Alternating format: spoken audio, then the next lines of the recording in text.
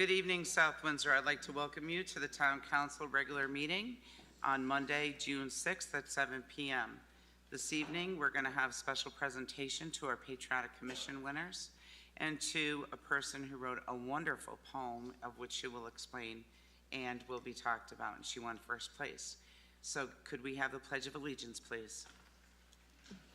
I pledge allegiance to the flag of the United States of America and to the republic for which it stands, one nation, under God, indivisible, with liberty and justice for all. Roll call, please. Councillor Evans? Here. Councillor Kabaski? Here. Councillor Lopez? Councillor Paterna? Here. Mayor Pendleton? Present. Deputy Mayor King? Here. Councillor Kazakowski? Here. Councillor Leidecker? Here. Councillor Gamble? Here. Thank you. And now I'd like to recognize Ms. Daria Plummer from the Patriotic Commission, please, who will speak to us about our essay contest and poster winners. Oh, and I'm on nice and red. There we are. Thank you very much. Mayor Pendleton, Deputy Mayor King, members of the South Windsor Town Council, and residents of South Windsor and everyone else who is here this evening, parents and our student winners, and siblings. I was told siblings are here, and I'm very happy for that. I'm on your Patriotic Commission, as is Bobby Joe Maltz, who is the chair of the South Windsor Patriotic Commission, and there is no one else who was able to get here tonight, so I apologize for that. But as you know, for many years, we have run a poster and essay contest with a patriotic theme for children K-12 who live in South Windsor and attend South Windsor schools or any area schools. The 2022 contest was divided into 4 categories, as always. Kindergarten through grade 2 students, they were asked to draw a poster depicting their favorite historical place in Connecticut, and we have outstanding posters this year. For grades 3 through 5, students were asked to write an essay about their favorite Connecticut historical person and why. In grades 6 through 8, students were asked to write an essay about what freedom means to them. And for grades 9 through 12, students were asked to write an essay about what it means to be a patriot and how they could show their patriotism. And I'm going to say this as a former educator in this community. Over the years, I have watched the artwork and the essay contest essays themselves grow in ability for the students in this town. So hats off, not only to the students, but to their teachers and to this district and all the districts for encouraging their students to write and to write so well. So I am now going to start with the winners, starting with the oldest ones first. I'm going to ask them to come up and receive from Mayor Pendleton their certificate. When our first grade winners come up, they're coming up with their posters, and they're going to take the time to come and show you their posters, and I hope you will agree, as I do and we have on the commission, that they are amazing. And then afterwards, we have 2 first place winners here this evening, and we're going to ask them to read their first place essays. So that being said, in first place in high school was Olivia Cavadis, grade 10. She is not able to be here tonight. Turn it around. It's okay. We're good. Yeah, we're good. In second place in high school was Rishab Mohapatra, grade 10. And in third place, and she is here, we have Danya Chasmawala, a repeat winner, third place, essay contest, grades 9 through 12.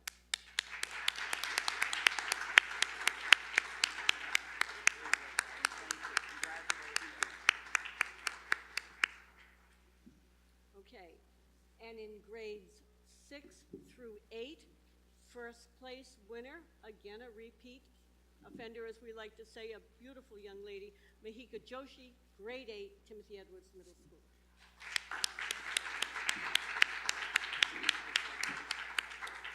I'm sorry. I'm doing this to the mayor. It's a test of reading. I apologize. And there she is. Yeah. And she will be back. Second place is Navina Gravseth Roman, who is unable to be here because she is ill, and she does apologize for that. But in third place, we have Aniran Paul, grade 6, Timothy Edwards Middle School.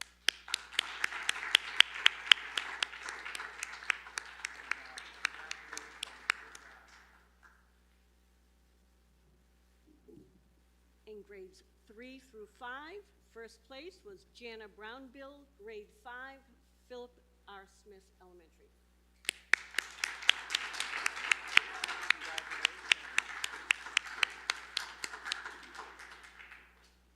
Second place is Anenya Save, grade 4, Orchard Hill Elementary.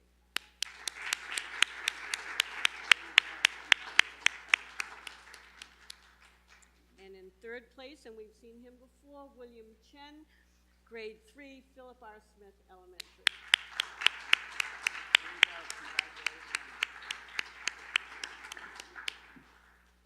And of course, after we have our essay winners, and I'm now going to introduce K through 3, we will have a photo op. That's very important, you know that.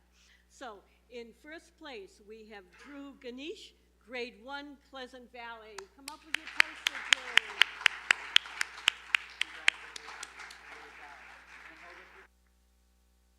Hold up your poster. Go this way with that. There you go.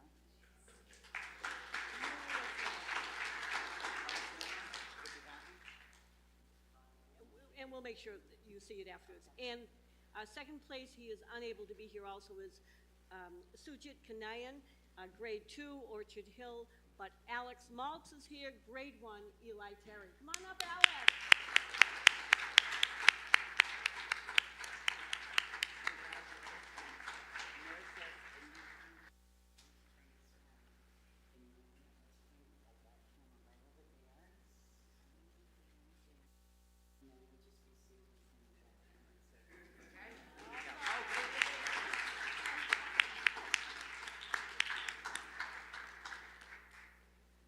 I think it's very important for you to know that everything is read blindly. We have no idea, members of the Patriotic Commission, who has submitted at all, and we have a rubric that we use. We're in subcommittees, so it truly is. They have just emerged to the top, which is wonderful. We also want you to know that we had 93 entries this year, the most that we've ever had, and we're extremely proud of that.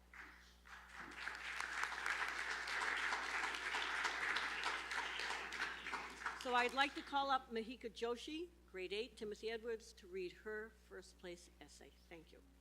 Yep. Thank you. Yep.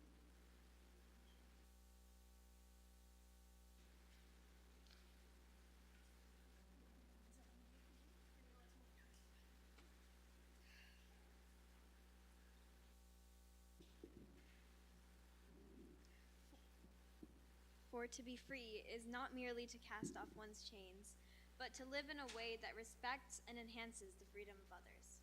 Nelson Mandela.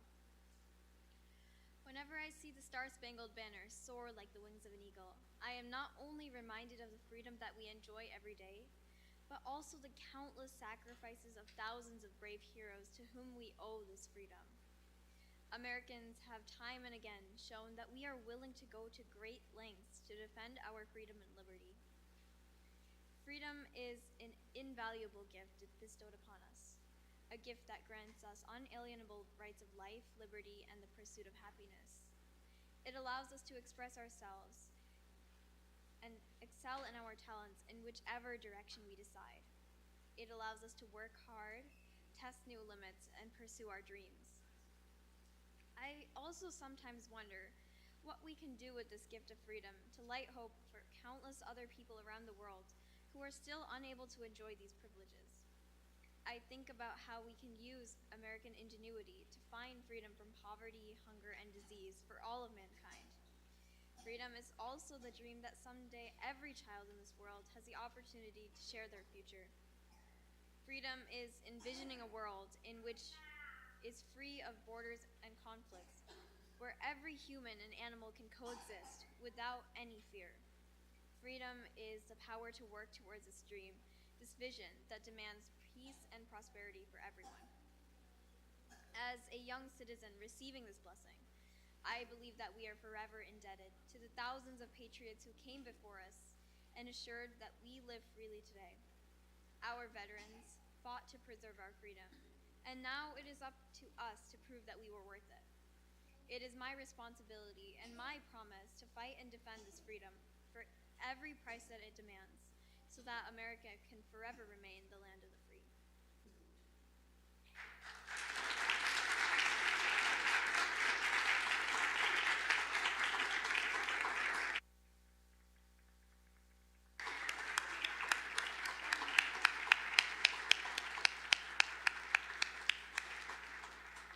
I have asked Mahika to stay here for one quick second because I would like the town council to know, and everyone watching at home, that the banners honoring veterans at Nevers Park and here at this complex outside were the idea of Mahika when she was 10.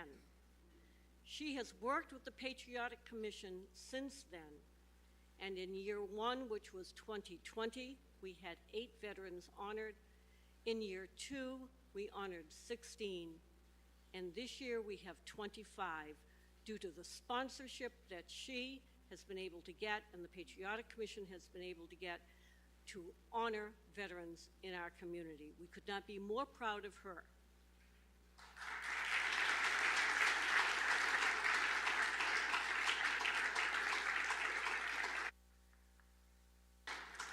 But that's not the end of it. She and her parents will be guests of the Billy Michael Award in New Orleans this weekend. She is the Connecticut recipient. There are 51 recipients in this nation, all but 4 are high school students. The other 4, including Mahika, are 8th graders. Billy Michael started the medal drive in World War II, and she is being honored for her work, for what she has done for veterans and her community, the total community, not just with the Patriotic Commission, this coming weekend in New Orleans. I cannot be more proud of this young woman. She is the face of the future. She is a role model for everyone here, and we are able to say, she is ours.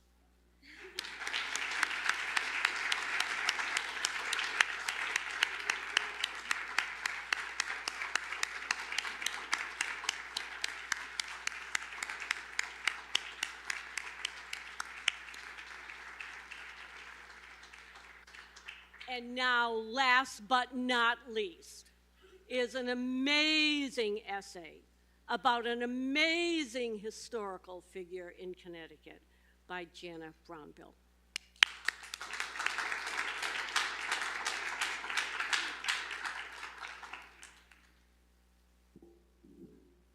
My favorite historical person from Connecticut is Hazel Lutz. She was born on April 24th, 1902. Hazel was an art teacher and member of the Township Church. She enjoyed arts and world traveling and became the chairperson of the art department in Manchester. She approached the PTA, Manchester Parent-Teacher Association, to suggest establishing a community youth museum. During her travels to different places, she had collected a great amount of artifacts and trinkets that she had believed would be interesting to children. This gave her the idea to make a museum for children. The museum was not her only accomplishment. She was an artist, an author, and community activist. Hazel also made her own freshly painted Christmas cards and stencils. She was a nationally known educator. She wrote the elementary art curriculum for Connecticut's Department of Education, and she was part of the committee that wrote Manchester Book on Local History. The Lutz Museum was established on March 4th, 1953. By vote of the Manchester PTA Council.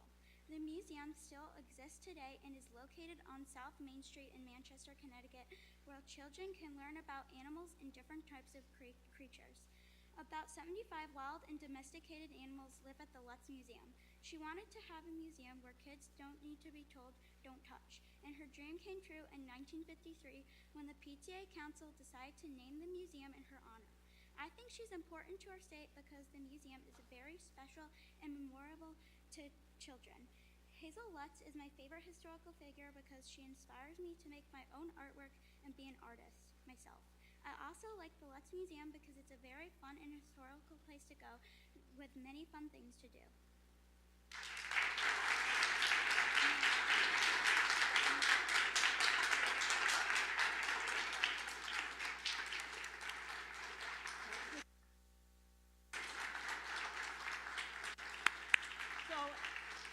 As we come now for our photo op, I would just like to close by thanking the South Windsor Town Council for your support of the South Windsor Patriotic Commission.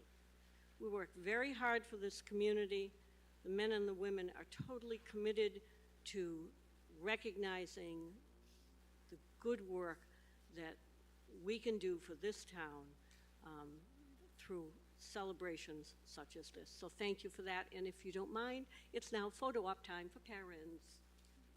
Come on.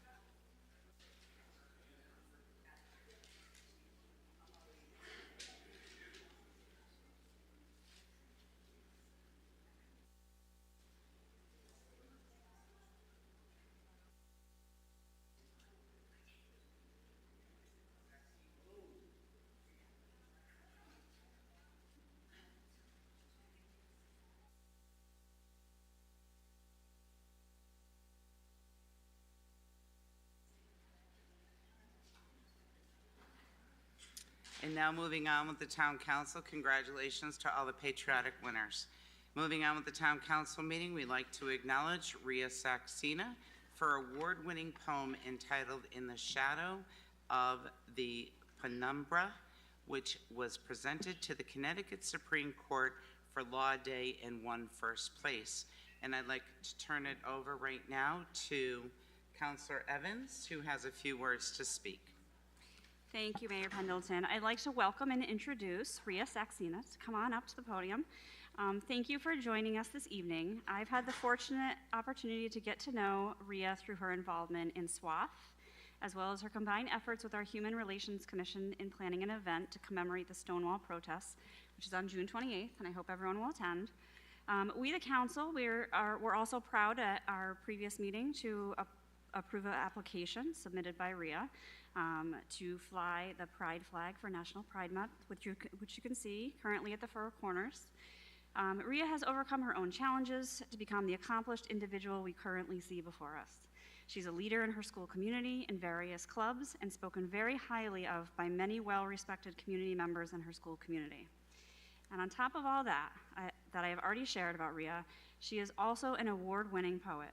Rhea entered and won first place for her poem, In the Shadow of Penumbra, from the Connecticut Supreme Court for Law Day. The subject of her poem delves into women's health and rights and is ever so poignant in that day, and that the day she received her award was the same day that the Supreme Court opinion was leaked regarding the overturning of Roe versus Wade. I'm thrilled that we as a council and a community can take time to recognize Rhea's award-winning poem. And don't let me forget to mention that she is soon to be a published poet, and I think we can all agree, our own next generation poet laureate. It is young people like Rhea who give me hope and encouragement for future generations and to show how important it is to invest in our schools and community. She's a positive influence and a leader that embodies what we all strive for. She has already done so much for our community, and I can't wait to see what she has in store for us next. I'm sure everyone here would love to hear your poem, so if you can share. Thank you so much, Ms. Evans. So this is my poem, as Ms. Evans said, In the Shadow of the Penumbra. In the light of morning glory, after bursting of bombs and streaks of glare, she awakens in first breath, a living constitution, wavering with the power to change. As time flows through her, so do the changing people of America. Demanding evolution, we ask for innate guarantees of this life, of liberty and justice for all. Turn upward and observe the flag. Red, as the blood our Constitution was written in. Blue, as oceans sailed to transport humans as objects. And white, as the founders of our nation. A light with intellect, blinded by prejudice and fervor. Hiding rights in shadows of penumbras, losing sight of voting, privacy, equality. Gray areas unto which logic and reason falter. The great ink stain of the Constitution, a torn tapestry. But the ink stain can be removed, the tapestry mended, all through simple decree of a ruling of justices. The Constitution may bend and break, shift and change, as cases come and judges judge. Watch your pirouette, every definite word made abstract or malleable by simple decree of a majority of justices. For the justice, to know that we are secure within ourselves, and secure that our path from home to the ballot is always uninterrupted. For the relief that we are equal, known innately and affirmed in law. For if rights always exist in gray areas, dark corners of the Constitution, shadows of penumbras. If the flame of injustice ever prevails in court, our uncertain rights will be the first to be consumed. Thank you.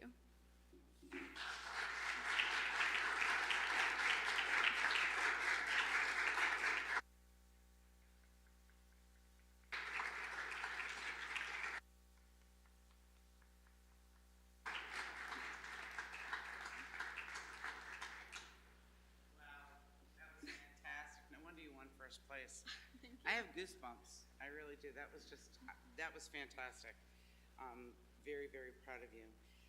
As the mayor of South Windsor, I'd like to present to you a citation. Whereas the municipality of South Windsor, Connecticut is only as great as those persons who give exemplary service to their communities, whether through participation in voluntary programs or unique personal achievements, which you have one right now. And whereas Rhea Saxena, a member of the South Windsor High School, is recognized as the first place recipient winner of the Connecticut Bar Association Law Day for her poem centered around the theme toward a more perfect union and entitled In the Shadow of the Penumbra, which was presented to the Connecticut Supreme Court in distinction of the legal precedent set forth in Roe versus Wade. Now therefore be it resolved, I, Elizabeth Pendleton, Mayor of the Town of South Windsor, acting on behalf of the Town Council and the residents of South Windsor, do hereby acknowledge and recognize Rhea Saxena, first place Law Day Contest recipient winner, an outstanding writer and poet one which is worthy of the esteem of both our community and the town of South Windsor. In witness whereof, I set my hand and cause the seal on the town of South Windsor to be affixed on the 6th day of June. I sign this on behalf of myself, Deputy Mayor Stephen King Jr., Councilors Evans, Gamble, Kabaski, Kozakowski, Lopez, Paterna, and Lydecker. And congratulations for an outstanding fund.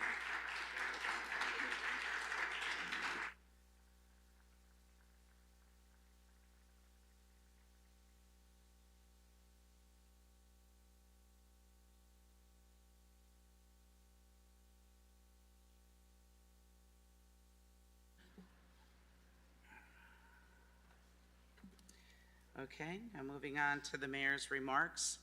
Patriotic Commission is gone, but I'd like to say thank you to the Patriotic Commission for all their efforts, for the efforts of Armed Forces Day, one of the hottest days of the year, and for the Memorial Day Parade, which was fantastic, and we all had a great time, and the crowd was wonderful, and all the residents that showed up, and all the many veterans organizations and groups that were there. I'd also like to say congratulations to our graduates coming up here on the 20th of June. And just a few announcements. The Strawberry Fest is happening on the 11th, and Race Amity Day is happening on the 12th down at Veterans Memorial Pool. And on the 14th is Flag Day, of which the Patriotic Commission will take care of any old, ripped, discarded flags, and we have receptacles here within our town buildings to receive those flags. Now moving on to the adoption of the minutes. Councilor Kabaski. Thank you, Madam Mayor. Move to adopt the agenda as presented. Is there, Deputy Mayor King? Second. Oh, actually, I'd take that second back. I would like to move 13I. You move 13I to right before number 7, public input. Is there a second? Deputy Mayor King, may I make a suggestion that we move that to after public input? Oh, after. I believe that our public is more important than us, and we should hear them first. Copy that. I have no problem If that's with that. okay with Yes, everyone. you can amend that. That's fine. After number 7. Have public input first, and then we can bring up our discussion item. Is there a second? Any discussion? All those in favor? Any opposed? Not hearing any, the motion carries. Is there any other additions or changes to the agenda that we'd like to see? Not hearing any. Deputy Mayor King, your light's still on none? All right, thank you. Moving on to communications reports from the town manager.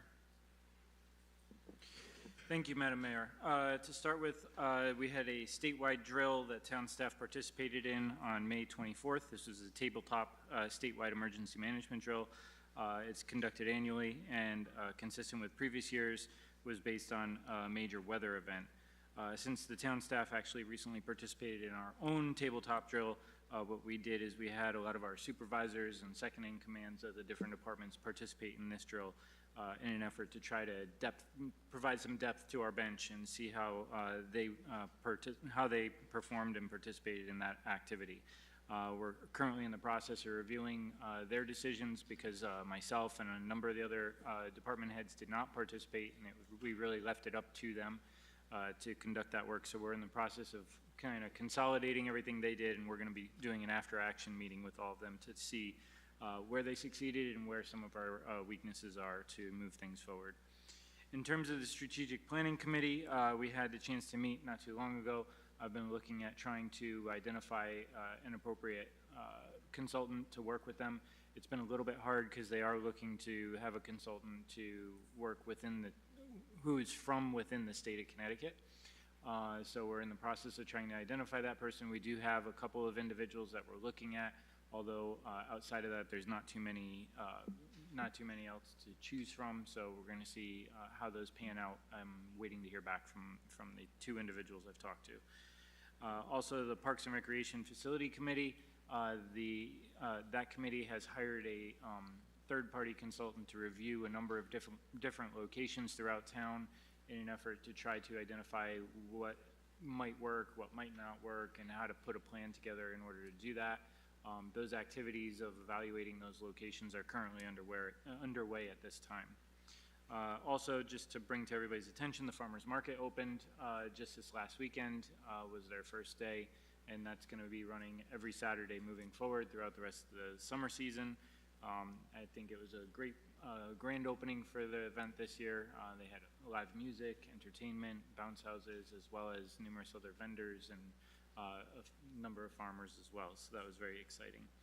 And then lastly, just to bring to the council's attention, OPM recently announced that they're going to be opening up the STEEP grant applications again. So for all of you who are aware, STEEP grant is the economic assistance grants that municipalities are eligible for. The state has approved about $30 million this year for municipalities to gain access to. We're in the process of trying to determine our eligibility at this time because we do have 2 current STEEP grants that are open. One of the things that they've put out there this year is that if you have open STEEP grants that are older than 5 years that are on a lapsed contract, then you need to close those out and figure out where they are before you can actually apply for another one. So we do, one of those 2 is older than 5 years, although we are not sure whether our contract is lapsed or not. And really it's a matter of getting a response from the State Department that we've been assigned to. So we're in the process of trying to identify that. And then after we do get that identification for eligibility, we will be looking for projects to apply for. So we have a max that we can apply for up to $500,000. Needs to be something of within the community, you know, like a capital project or something of that nature, and the applications will be due August 15th. So if any of the public watching or any of the council have any ideas, certainly open to hear any thoughts and ideas that you may have, and we'll go through and try to identify the one that we think we'll have the best shot at actually getting. So, and that is all I have to report tonight. Thank you, Mr. Maniscalco. Does anyone have any questions? Deputy Mayor King. Thank you, Madam Mayor. Thank you for your report, Mr. Maniscalco. Question in regards to the applications, and if any of the council or public have any special projects they'd like to consider, where would we find the types of projects that we may want to suggest? And should we email you? How would that process work? Yeah, if somebody wanted to email me, that would be perfect. Can we, just so everybody that's listening, what's your email? It's my first name dot my last name at southwindsor-ct.gov. Thank you. Or we can also find you on the town of South. You could use a form on the town South Windsor website as well. It's easy. Yep. Okay. Is there any other questions? Councilor Leidecker? Thank you, Madam Mayor. With regards to the Park and Rec Facility Committee, I don't remember when we were passing the resolution on that budgeting for that specifically, so I was surprised to see that we've retained essentially a consultant. What is the cost of that, and where is that coming in the budget process? Yeah, so I believe just off the cuff, I want to say it was around $20,000 for the cost of it, and we're paying for it through our facilities maintenance contracts line item because we had a number of savings this last year. So the facilities department was able to work a little smarter and do things a little better this last year and save some money. And as a result, we're using those funds to be able to pay for the consultant this year. And above what they're doing to evaluate these few sites, do we anticipate additional costs for when we identify a site and it may need to be renovated, et cetera? Is there going to be more consultant costs or other fees associated with that? It depends on what the site is and what the what the plan is overall. I mean, if we're going to be doing a renovation, it may include some additional consultant fees to come in and do evaluations of asbestos, PCB, things of that nature, to really dig into what are we getting our hands into. If it's some type of a new build type scenario, it may be to do some geotechnical work to make sure that whatever we build doesn't sink into the ground, things of that nature. So any which way we go, there's going to have to be some additional professionals brought in. Really, we're at a very high level, 10,000 foot, looking at a few locations that the committee has identified and trying to determine from these professionals' opinion, will the facility work in that scenario. Okay, and then I guess my questions are kind of the same too for the strategic planning. If you're looking to hire a consultant, I know on the agenda, we're talking about a move from contingency funds of 50,000. Is that what you're anticipating the consultant is going to be charging us for this? That's the high end of what we were expecting. So, you know, hopefully we can get somebody in for less than that, but we did want to move that money to capital now so that we could put it in place. Because capital funds don't get swept at the end of the fiscal year because we're kind of running up against a timeline with the end of the fiscal year coming. So they'll be in the capital budget next year once we figure out how we're going to move forward with that project. And is that typical of what other towns are doing when they're doing their strategic plannings? Are they hiring in these consultants? So one of the concerns, at least locally, when we did our review of other municipalities, a lot of departments, individual departments have strategic plans, but they don't have a overall town-wide strategic plan, which I thought was kind of interesting. That being said, in a number of conversations I've had with both outside entities as well as with the committee, we really felt it was important to bring some third party in who doesn't have any stake in the game, who can look at things objectively and not have, for lack of a better term, a reputation they're bringing to the table, so that way we could get the best strategic plan moving forward, because we want to hear from everybody and we want everybody's input to be included equally and fairly and everything else. So, thank you. yeah. Are there any questions? Councilor Kabaski. Thank you, Madam Mayor. Just one quick question, Mr. Maniscalco. So I know we're under a time frame for the Parks and Rec. Do you have an idea as to when they'll come back to us with some sort of recommendation? Off the cuff, no, I don't. But I can, you know what, let me reach out to them and I'll see where they stand in some of their evaluations, and I'll get back to you. I'll shoot the council an email with kind of a bigger timeline of where things are. Any other Councilor Kozakowski? Thank you, Madam Mayor. Not a question, but I just want to offer a thank you to the town manager and the planning department, public works, police department, and every other department that was involved with the installation of those turtle signs that you can find on Clark Street in Deming. I'm glad to see that I made it into the public works department's report. And I just think that's a great thing that we've had.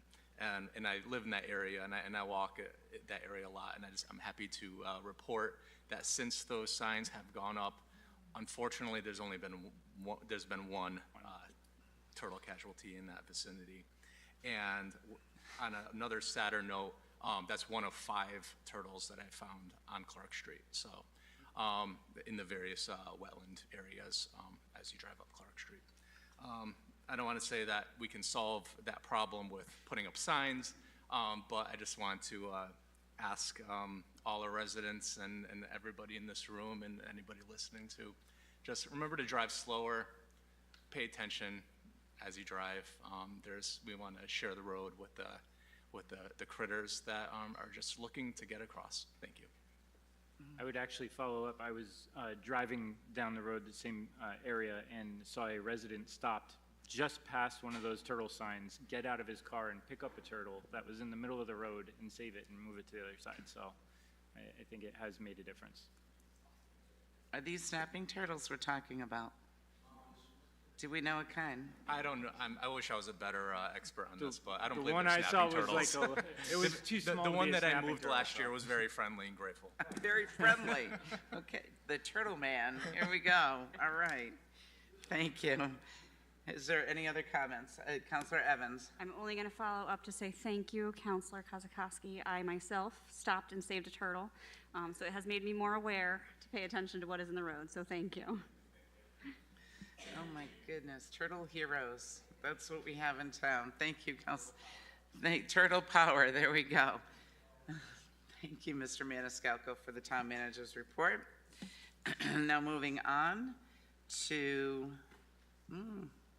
there we are, to public input, item number 7, please. Public input shall not exceed 30 minutes. When recognized by the mayor or myself, the speaker shall approach the lectern and give their name and address. Speakers shall avoid personal attacks or impugning or alleging improper motive to any person. The speaker may address the council on any item on the agenda. The speaker shall limit their speaking time to 5 minutes. We have a sign-up sheet. I have one name at this time, and that would be Elizabeth McGuire.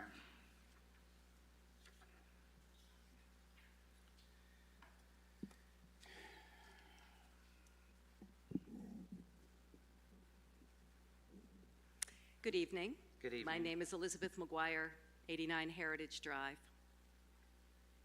And I'm speaking on, I'm not sure what item it is now, the ordinance regarding public safety in municipal buildings, and I realize it is a discussion item at this point.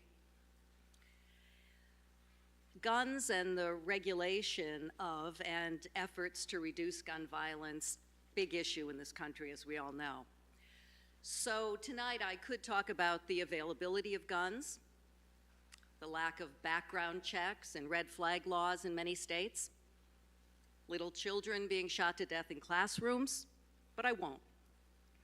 I could also talk about the gun culture promoted by the gun industry that is marketing guns as a product, or the extremist groups who spread the myth that the government is trying to take away guns, or what I believe is the correct interpretation of the Second Amendment, but I won't. I will say briefly, in regard to the proposed draft ordinance, the only thing wrong with the proposal is that it doesn't go far enough. I would like to see all weapons barred from town hall, whether in someone's pocket or purse or carried openly.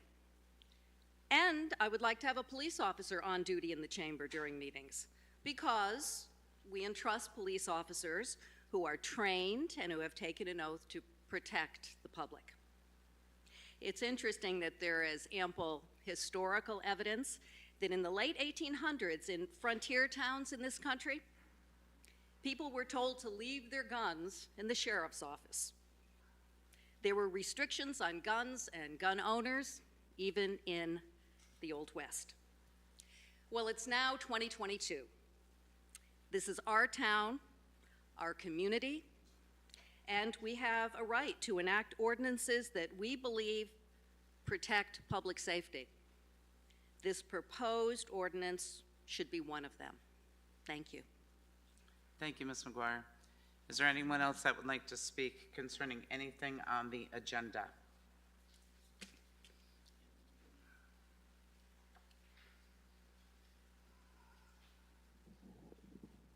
Audrey Delnicki. It's not about the issue everybody's here for. I'm here to comment on council rules.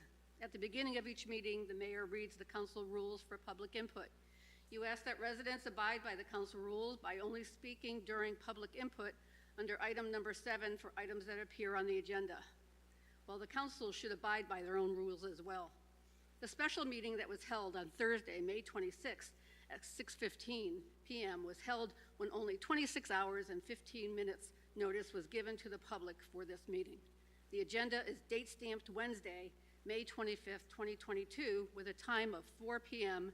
in the town clerk's office and placed for public view. Here are a few points under Section 2 of the council rules for special meetings that were violated. Article 4, Town Council Meetings, Section 4 of the Charter. Section 2, Special Meetings. A, the mayor or clerk, upon written orders from the mayor or at least 3 members of the council, shall be empowered to call special meetings and shall give notice of a time and place of the special meeting and reasons by email, mail, or by personal delivery to the town council members, town manager, town attorney at least 48 hours before such meeting, unlike 26 hours and 15 minutes. Notice and agenda of the time and place of such special meetings shall be posted in the office of the town clerk and on the town website at least 48 hours prior to the time of said meeting. The agenda shall specify the business to be transacted, which you did, but less than 48 hours. If you are going to have rules that you want the residents to abide by, then again, you need to apply these rules to yourself. When is enough enough? Thank you, Ms. Delnicki. Is there anyone else that would like to come and speak to the council on any item on the agenda?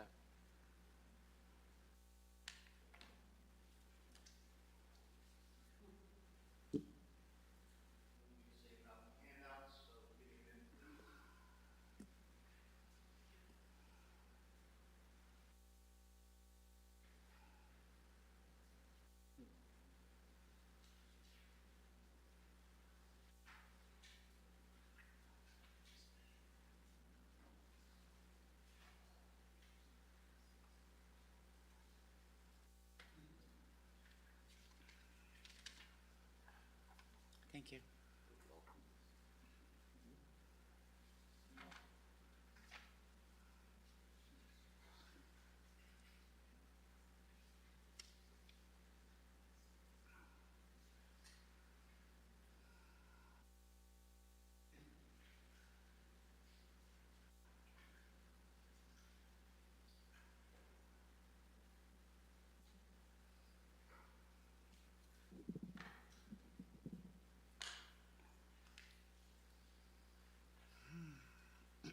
For those of you that can't see, the piece of paper I handed to all the counselors. Oh, my name is Rick Balboni, 23 Debbie Drive. Very nice to meet y'all. The piece of paper I handed to all the counselors is just a very quick snippet from the Constitution of the State of Connecticut, Article the 1st, our Declaration of Rights, Section 15. Every citizen has a right to bear arms in defense of himself and the state. The other piece of information I did hand out was a pocket constitution, because I think that every one of you has forgotten that you swore to uphold it, and I wanted to make sure you could review it again. So once again, good evening, counselors, citizens of South Windsor. I want to make you feel more comfortable and maybe be able to hear me a little better without staring at my sidearm. Since open carry seems to be scary and intimidating, I just want to know if this might not scare you quite as much.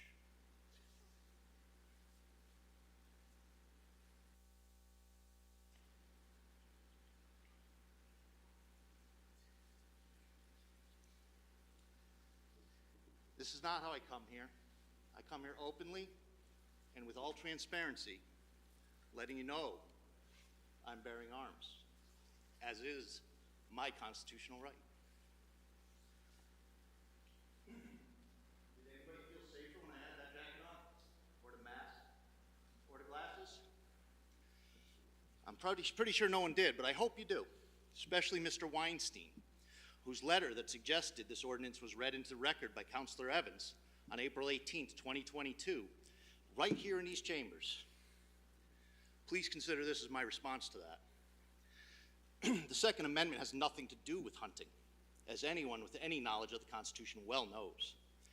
But points to Paul for starting off with a joke. As to security being my reason to open carry, there wasn't even an officer there that night. There's no officer here tonight.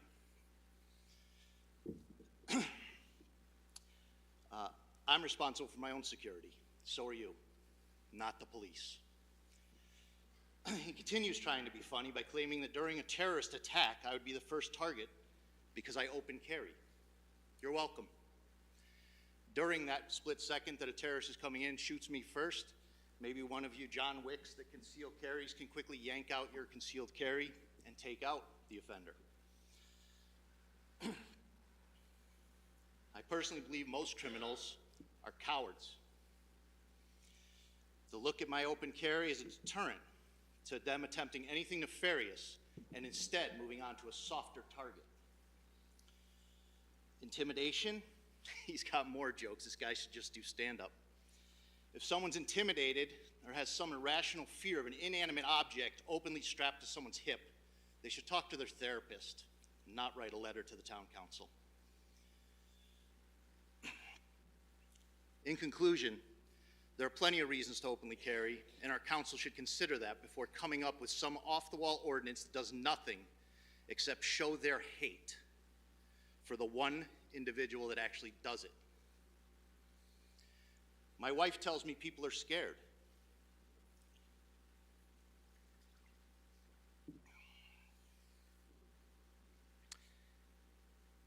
Well, I'm here to tell you I'm scared too, albeit for very different reasons.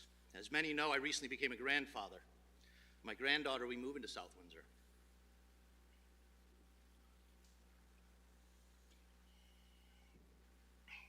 I don't want to see her killed by some monster while she's in school or shopping at Geisler's. God forbid. While politicians waste their time focusing on guns when the problem is so obviously the mental health of the monsters that are pulling the trigger, driving the car, wielding the machete, holding the bottle of acid, or whatever tool they decide to use to commit the evil that exists in their hearts. If we are so concerned with protecting our children, why don't we harden our schools? There's many great ideas out there, and with the amount of money our town council wastes, I'm certain we could find the money needed to do what is necessary to actually protect them from harm. Arming and training our teachers would be step one, in my opinion, and I would be more than happy to do that. Maybe getting some veterans to defend our schools and effectively protect our children. But of course, we can't do any of that because K through 12 schools are federally designated victim-rich zones, which you may also call gun-free zones. So things need to change on a national level if they really care about our children. Here we are again with the supermajority of the town council abusing their power once again to single out and discriminate against someone who refuses to bend the knee to their tyrannical ways. Their feel-good ordinance does nothing to protect anyone. As stated in Section 3C, this is an ordinance to ban the open carry of firearms in our town buildings. I wonder who that could possibly be aimed at. No pun intended. This ordinance does not provide for good order, peace, health, safety, nor the welfare of the town, nor its residents, while conducting business within the town. But it is within their power to enact this ordinance and show that they can smite down a lifelong resident of South Windsor who not only legally carries his firearm, but is also an NRA-certified gun safety instructor who's been training residents from the age of 8 to 80 for many years. Why is the council fixated on it? Why is the council fixated on me and my propensity for open carry, allowing for transparency and honesty? A lifelong resident who has faithfully served his country, state, and town? I don't know. I don't have an answer. You've put me on the defensive here, which of course was intentional. I'm here to advocate for all law-abiding citizens with the proper training that wish to exercise their rights and their freedom to carry as they are most comfortable with. How come during this last pandemic we just came through, we look to our medical experts for guidance, yet when we need guidance on guns, we don't turn to the firearm experts? I'll leave you with this. Do you know who always conceals their firearm? Criminals. Thank you. Thank you, Mr. Balboni.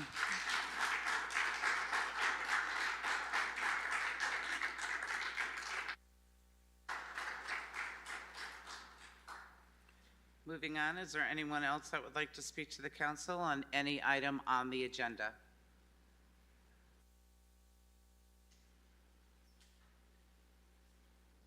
Hi, Dan Edwards, 131 Hilton Drive. I'll be short.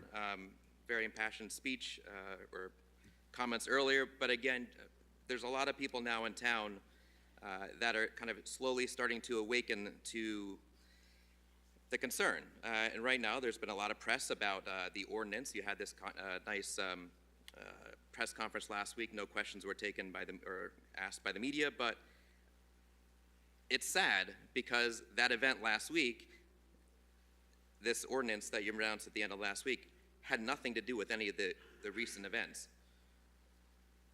It has everything to do with an event that's been going on for about the past 6 months now, where qualified volunteers are being denied their opportunity to serve on a commission in town. For 6 months, very qualified candidates, people who have served this town for many years, summarily shot down.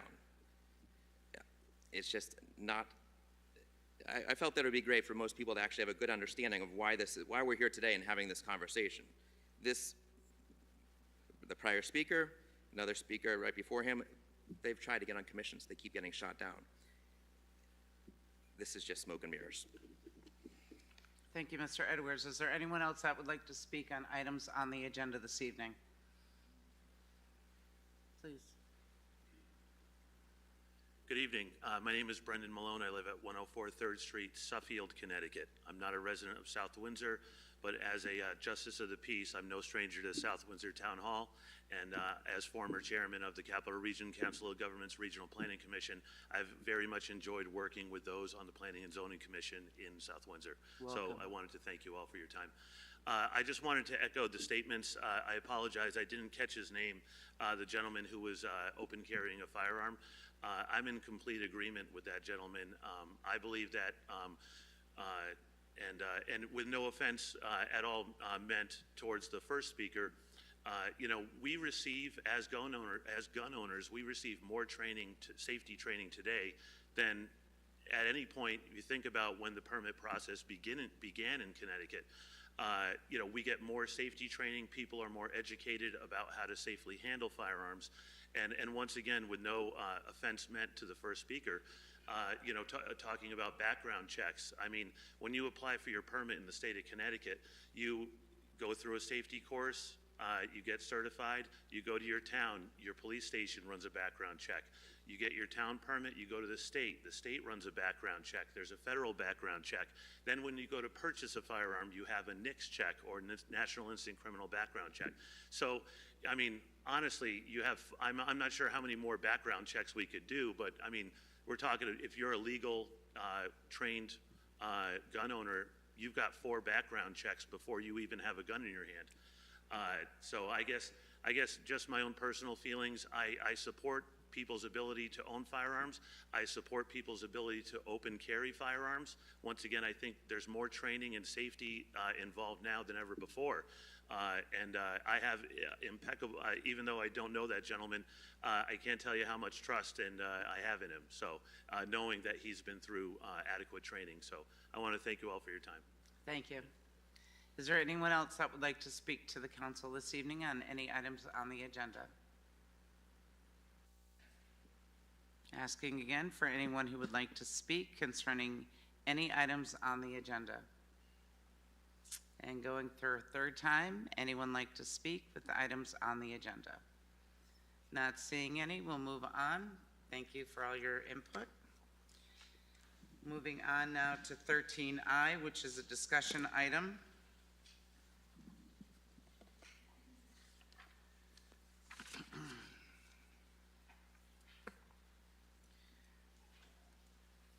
I on page 4. An ordinance regarding public safety in municipal buildings concerning concealed carry on town-owned property, requested by myself. And I'd like to bring this forward as we all have a copy of the ordinance that came in our packet also. So this evening is, and as you've heard in the interviews that I've done today, this is an opportunity for us to hear the citizens. This is transparent government where we're bringing up a tough subject for folks to talk about. This is not a happy, pleasant subject for many people right now, especially with what's going on in the world. This was not brought up because someone is hated or because we want to control anyone. This was brought up because we need to hear and discuss where our residents, our town employees, our volunteers, and our council members have questions, comments, and concerns. Where this goes after here, I don't know. But I had the courage to bring this forward because this is a touchy subject for many people. I don't know if any other towns in the state of Connecticut have governed municipal buildings. I don't know if any other places within the country have items that govern municipal buildings. But I know that we have had many that have asked us to do something, to write up something. So this was presented because if we didn't, I felt I would have been negligent and answering some of our residents' questions or concerns, or to bring something forward. And what you're seeing tonight in our packet is an example of an ordinance that could take place, not knowing if it will or not. That's why this is a discussion item. This ordinance can change.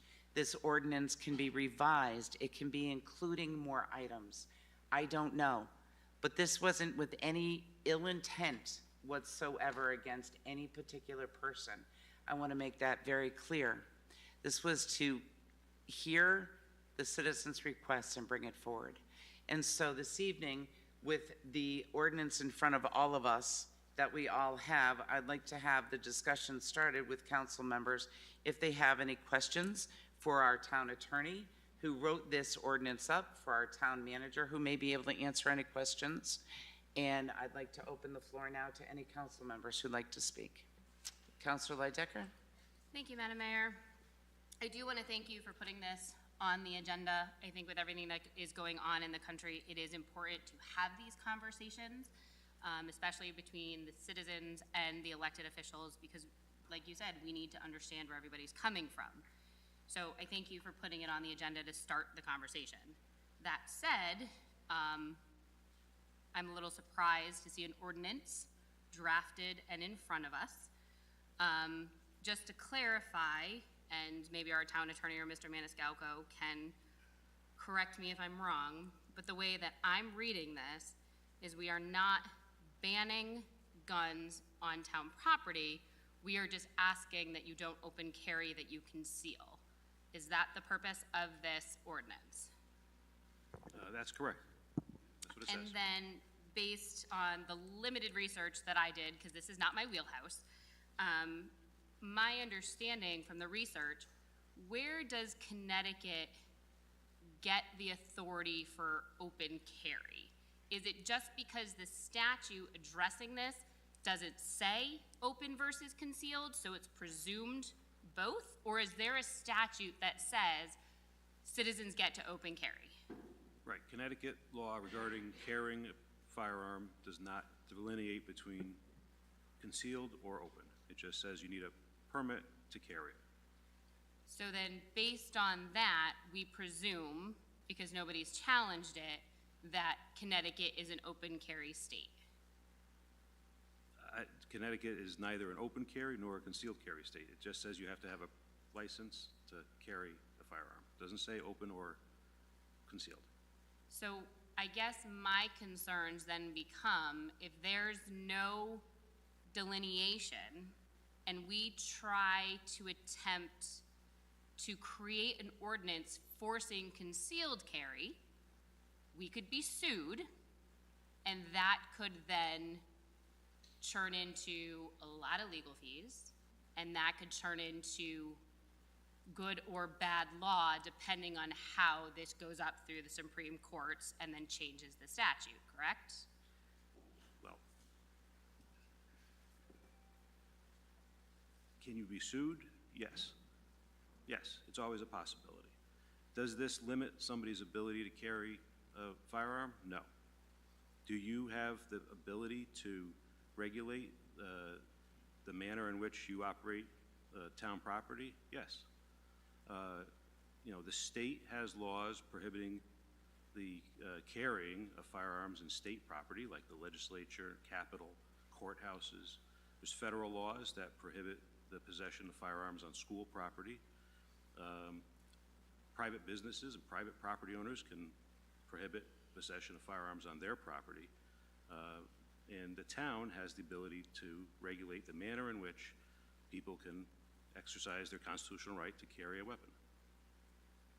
How many other, and I'm assuming you are a town attorney for other towns? Yes. How many other towns that you are aware of have any sort of town ordinance restricting open carry, essentially forcing concealed carry? I don't know the answer to that off the top of my head. I know some towns have enacted temporary bans in certain circumstances. For example, Election Day, they're protecting voters at the polling booths, but I don't know of any townwide ordinance off the top of my head. Thank you. And I guess for Mr. Maniscalco, the ordinance says this is to provide for the good order, peace, health, safety, and welfare of the town. Can you point to something in the last 6 months or in the last year that has disrupted the order, peace, health, safety, and welfare of the town that's bringing this ordinance to the forefront at this time?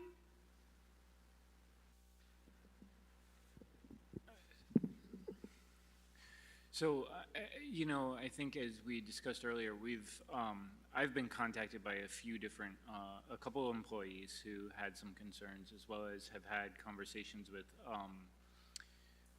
different volunteers on committees who have had concerns, as well as even some of the members on the council have had conversations with me over probably a 6-month period, but to identify a specific instance, I can't come up with one off the cuff for you. Thank you. I guess my hesitation in this, and I actually want to, if I'm allowed to, and please call me point of order if you want to. No, you're not, this is please discuss this. That's the point, please. Can I just make one recommendation? Can you turn your microphone on so people can hear you? It is on. Just speak louder. I can't even see it, sorry. I'm not loud enough for you to hear me? I actually really want to thank Mr. Balboni for talking, because while I understand differences between Democrats and Republicans and how gun is coming down on politics right now, unfortunately, I wrote down that the focus should be on mental health of the person who has the guns. And I could not agree more with that statement. And I think that's where I'm struggling with this ordinance. And if we're going to work on addressing the mental health and some of the issues that are affecting our towns and our states, that's coming from the federal level and that's coming from the state level. And I don't know if it should start at the local level and work its way up, or if we need to start taking our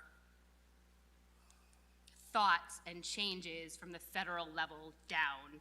And I agree, it's more than just the mental health issue, but the mental health issue is a big issue, and that's kind of where I'm kind of coming down with this ordinance. But I think it's important that we talk about it, and I think it's important to hear what my fellow council members and what the citizens say. So thank you, Madam Mayor. Thank you, Mr. Balboni, and thank you.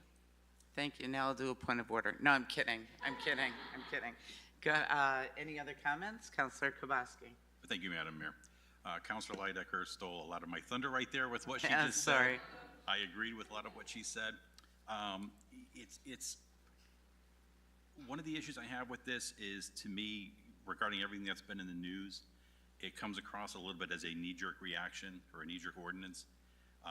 And somebody here in town who I respect very much, early on in my career on the Board of Ed, said, you never make legislation a knee-jerk reaction. Take some time and think about it. I look at this and I've got some concerns with what is the problem we're trying to solve. You know, I'd like to see ordinance solve issues here in town as residents come forward with them. This strikes me a little bit as an ordinance of trying to fix something that people don't like. There's a lot of things, we're never going to agree on things that we all like and dislike. And I think this is an item where I understand people don't like if Mr. Balboni is openly carrying, however, it is his right. And I don't think an ordinance is really going to fix that to make them feel any safer, because he's got it covered up. So I'm going to stop there. I don't want to repeat what Councilor Leidecker said, because nobody wants to hear me say the same thing she just said. But so that's it. Thank you. Thank you, Councilor Kubaski. Any other comments or questions? Councilor Evans. Thank you, and thank you, Madam Mayor, for bringing this topic forward. I'm appreciative of the opportunity to discuss it tonight, and also to hear from our residents. To me, the issue of public safety is not one we should shy away from, and the need for some common sense gun safety is critical. Our state has made many steps to keep guns out of the hands of dangerous individuals, such as those with extreme risk protective orders, or people that are a risk to themselves. More can be done at the state and federal level to make sure that guns are kept out of the hands of those who shouldn't have them. What's clear to me is we need to create or strike an appropriate balance between the rights under the Second Amendment and the right to have our residents, our kids especially, feel safe. So in the absence of further federal action, I think we owe it to our residents to have discourse and conversation about open carry in municipal buildings. And to me, I think the way that a town council meeting is set up, we are able to discuss amongst ourselves as counselors. We're able to hear from the public what they say, but that discourse is missing. So I think if this is something that we want to pursue further, we should consider holding a forum that is a conversation amongst the community so that we as a council and town representatives can have that discussion with our residents. And perhaps that's a step before we look further into this ordinance. You know, I wouldn't be comfortable moving this forward as a public hearing because we'd be in the same situation of hearing and discussing without the discourse. So that would be my recommendation and hope that if the council has any interest in this, that we look to hold a community forum or conversation to look into this further and really hear from all of our residents. Thanks. Any other comments from other councilors? Councilor Kozakowski? Thank you, Madam Mayor. I'd like to pick up and expand upon something that Councilor Leidecker said. It's about like why we're reviewing this.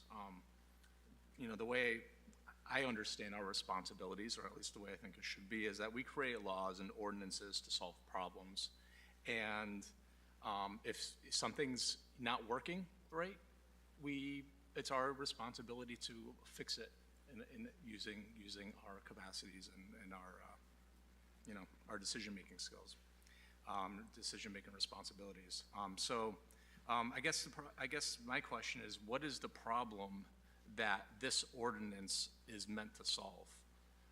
I think that Mr. Maniscalco mentioned something about concerns from town employees, and I want nothing more for our town employees to feel, you know, safe here, you know, while they work.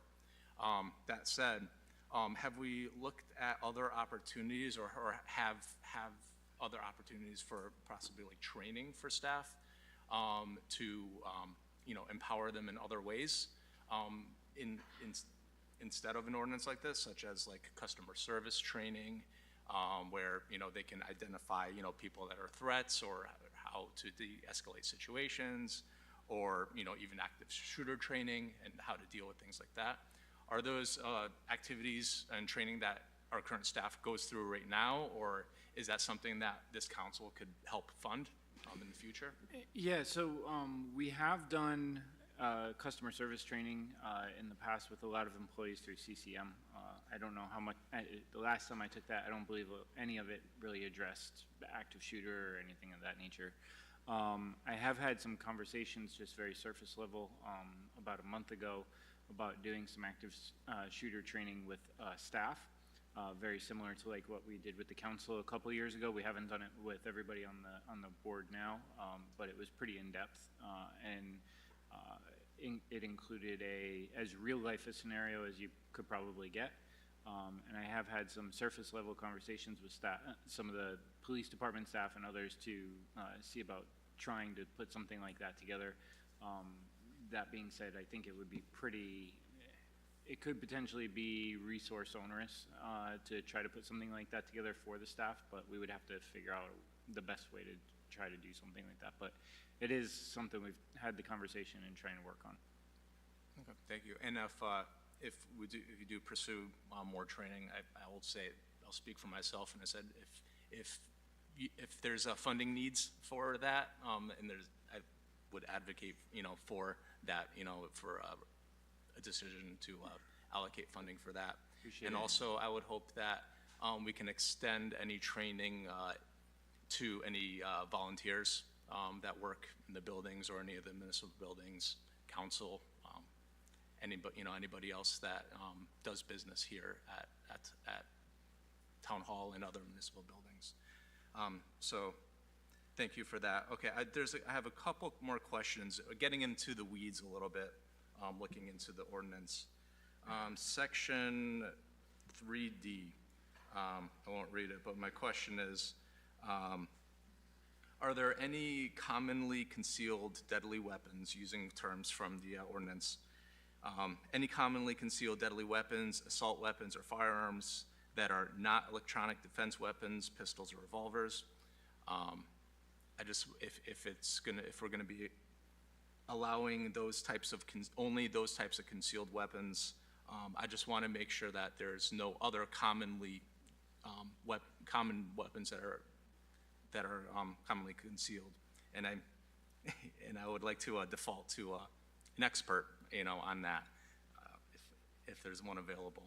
But, so that's something, if we continue to look at the ordinance, I'd like to see if there's any need to expand that. And further, lastly, there's one more section. Why are employees specifically prohibited from carrying any obviously open carry or concealed weapons? Based upon our current personnel policies and rules right now, all employees are currently prohibited from carrying firearms except for police officers. So that's currently in the policy now. Okay, so this would codify that. That's reflecting what's in the policy. Okay. All right, thank you. Thank you. Councilor Gamble? Thank you, Madam Mayor. So I just have a question for the town attorney. I was sort of also shocked to see this ordinance come in the agenda packet. Was this modeled after an existing ordinance that you've created for other organizations, or is this just drafted over the course of, this is pretty extensive over the course of however long it took? I've drafted a couple of these before for different towns and different circumstances. The election scenario that I mentioned, Councilman Leidecker was one of them. This did go back and forth with the town manager, the police chief, the mayor, with a couple of comments backs and forth. So this is the end result. Still a draft, but. So you've done this for other towns in Connecticut, you've said? I'm sorry. You've drafted something like this for other towns in Connecticut? Yes. And just to be clear, this is just for town buildings. This is not for town-owned property, correct? Correct, just inside just the buildings. Okay.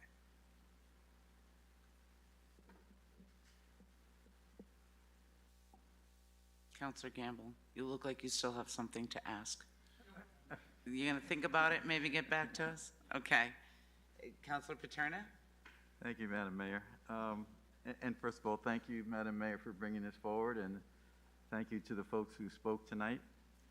And I would agree with Councilor Evans that I think this is a healthy discussion. I think everyone in this country right now is more and more aware because of the shootings that you see every day on the news. So I think an open forum kind of discussion would be a healthy way for the community to get together, talk about these issues. I would include town staff to be invited that night, because obviously they spend more time in this building than any of us. So I would just suggest that I would support that kind of an approach in the future. Thank you. Thank you, Councilor Paterna. Deputy Mayor King. Thank you, Madam Mayor. I appreciate the comments that were made tonight, and I also agree with Councilor Evans. I think that two things. One, I was raised where, when in doubt, don't. If you have a lot of questions about something, or you have some concerns about something, it's probably best to rethink it, make sure that you have a proper plan, and then execute on that plan. So from that perspective, Councilor Kabowski, I also agree with you that you don't want to necessarily have a knee-jerk reaction. That said, I also believe that there are other individuals that we probably need to hear from, which I agree with the forum, that do have concerns and issues when it comes to guns, whether concealed or not. I mean, where I come from, people do carry guns, they do conceal them, and nobody has an issue. Everybody knows they have it. It's not a big deal. Usually, it can be considered a form of intimidation. Whether that is the case or not, I don't believe is necessarily relevant. I believe if you have one person that says that they have a concern, that we need to listen to that, figure it out, and see if it makes it best for our town. From that perspective, I don't care whether we're the first or the last. We have an obligation to this town. And from that perspective, I believe that if we feel that we need to put something forward, whether it's in a forum or otherwise, if we're the first to do it, then so be it. If we want to be in a position of good trouble, so to speak, then so be it. We can't be concerned about a future that we don't have control over. We were elected to talk to our community, to have a forum in this particular case, to have that open discourse. I also agree that there are times that we can have a miscommunication because we don't communicate. But in this particular case, I think that a forum is probably the best direction to go. And I would just like to hear from everybody concerned and not just make a decision based off of the reading of a piece of paper or any one individual. Because I don't believe this comes from a place of malice necessarily, but I do believe it comes from a place of whether it's insecurity, concern, perception, which sometimes is someone's reality. You never know that just seeing a firearm could trigger something. And so we just need to have that conversation. I do agree again with Councilor Evans and Councilor Kabowski that we do need to have that type of a forum and not make a knee-jerk reaction. But when in doubt, I think we should probably put a pause on this, maybe even table this discussion, set up that type of a forum, and kind of go from there. Thank you, Deputy Mayor King. Is there any other comments this evening from the councilors? Not seeing any. I'd like to make a comment. I've invited intelligent, healthy, helpful communication and conversation at tonight's meeting. I stated that earlier today in a news interview that I did. And tonight we did receive intelligent, helpful, thank you, Mr. Balboni, healthy conversation, and that's exactly what I was looking for. We need to hear our community. We need to hear what is concerns of our community. We need to hear from everyone in our community, from gun carriers to non-gun carriers. I believe a forum would be a good place to go. I support that idea. I think it's a great way to open lines of communication. I think it's a great way for folks, as Deputy Mayor King said, maybe some do feel scared or they feel intimidated. Let them come to the forum. Maybe we can get an outreach person to them or deal with whatever needs they may need. Have an open forum for our citizens and whatever their needs may be, especially in the times that we're in right now when so many of our community members are scared and they are worried and they are concerned. And we should be there for them.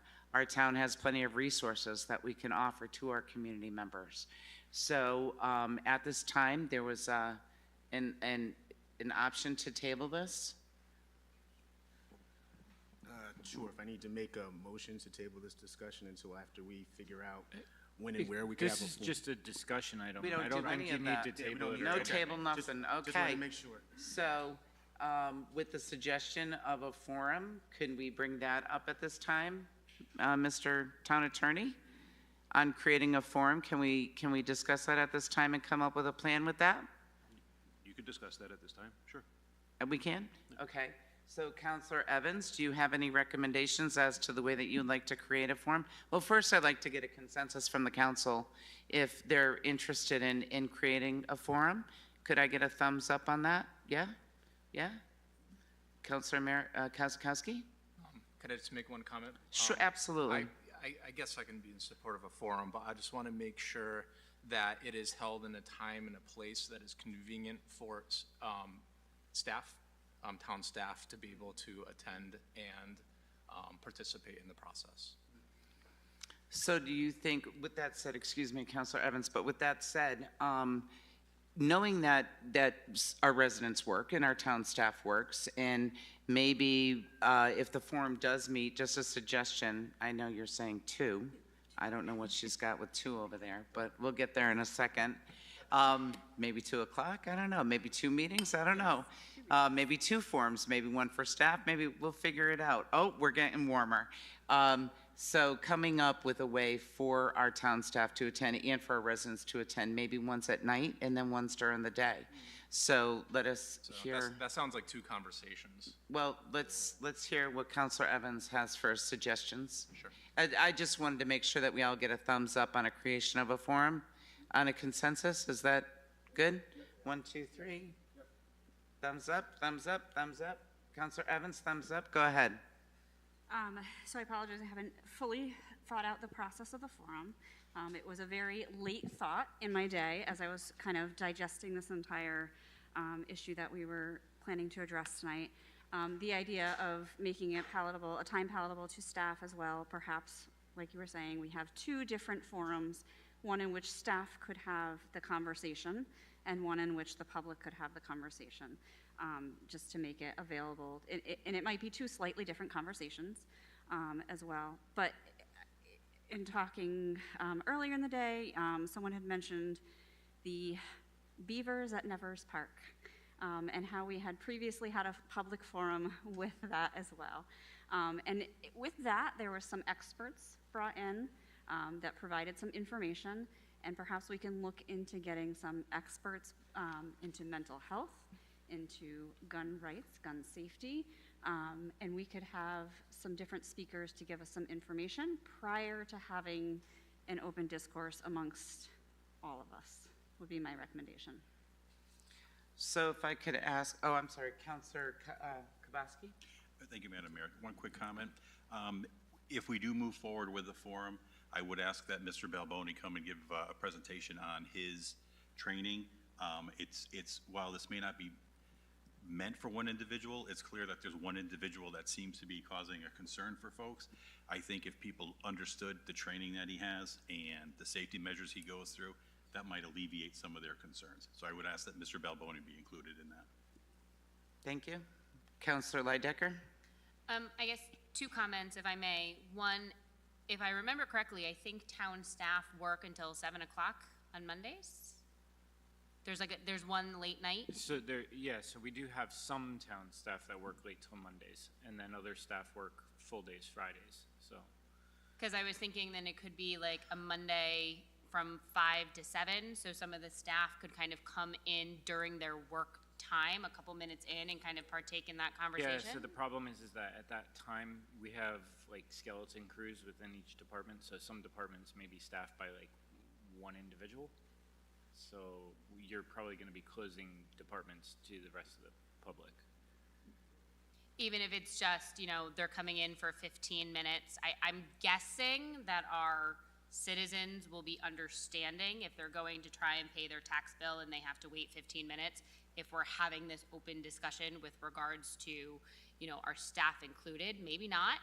I could see a shake of heads, yes or no, out here, but it's just a suggestion if we want to try and get the town staff in, instead of having to do 2 separate forums, because I think it would be beneficial to have the town and the citizens together, as opposed to one for town staff and one for citizens. I think we need to have all that conversation. Yeah, and I think it's also important to note that we won't have any of our collective bargaining units here in the evening. So if you were to do something at that time, you wouldn't have anybody from a collective bargaining unit. Well, we can open up to them, and if they choose to come in as a town employee on their own time, then we would absolutely welcome that, to have their input as well. Okay. My other comment would be, and I think Councilor Kabaski just said this with regards to Mr. Balboni. I didn't hear him mention it in his statement, but I'm assuming it's the same. I heard Mr. Malone say it. I was interested to hear about all the different background checks that need to be done, because I think a lot of what we're hearing right now is the shooter in Texas turned 18, walked out with 2 AR-15s, on the day of his birthday. So I would like to hear some additional information. And again, maybe this is outside the scope of the town, but maybe it's a place to start the conversation. If there's so many rigorous background checks, how is something like that happening? And is there a loophole that citizens aren't understanding? Because I'm certainly not understanding it. So maybe we could have somebody kind of bringing that discussion to the table too. Again, it could be outside the realm of the town. Maybe we're not staying in our lane, but if we're gonna have this discussion, let's have the discussion. So those would be my 2 points. Thank you. Mr. Maniscalco, is there, for the town forum, is there a way that you can work with Councilor Evans on a creation of, maybe the chief of police could be there to discuss whatever statutes or training or background checks that could take place? Or maybe someone from Human Services could be there for folks in offering and explain what services can be available to other folks. And maybe there's a way that you can figure out like the time frame that would be best in offering this to the employees and figuring out what's best, and working with Councilor Evans, and then we can come up with a time. Yeah, we can I can certainly work with her on at least identifying the individuals to attend. And maybe hold this over at the community center, in the large room at the community center. I will say though, just to be very honest about it, you won't have very many staff attend if you're going to do something around 7 o'clock at night. They're just not going to attend at that time. Or even before. Even at 5, in all honesty, it's just, you've got a skeleton crew of individuals here that They're just not going to leave their offices to come to that. I can tell you already. So I would suggest maybe if you did 2 different events, something in an afternoon and then something in the evening. You know, we are over probably around 90 to 95% unionized. So, you know, holding it at a time without any of the collective bargaining units around, I think also is detrimental. And I think it probably sends a bit of a bad message to some of them, especially if the expectation is that they're going to attend on their own time. That probably will not happen. So can you, But those are finer details we can certainly iron out and figure out at the time. But I wanted to make sure that all of you left with the same expectation that, you know, doing one event in an evening is probably not going to be as successful as something probably like in an afternoon or something of that nature. okay. Councilor Kozakowski? Yeah, thank you, Madam Mayor. I just want to ask if you could just work with the collective bargaining units to come up with a solution that works for everybody. Yeah, we definitely need to. Yeah, thank you. We're not going to have a choice.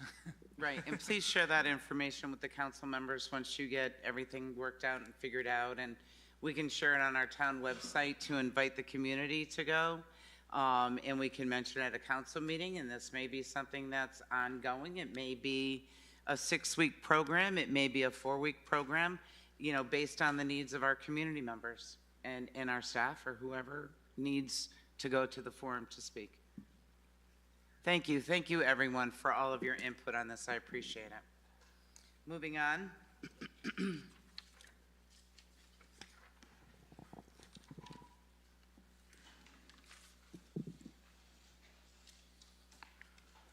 We'll just give the room a minute and folks a minute to leave. Okay.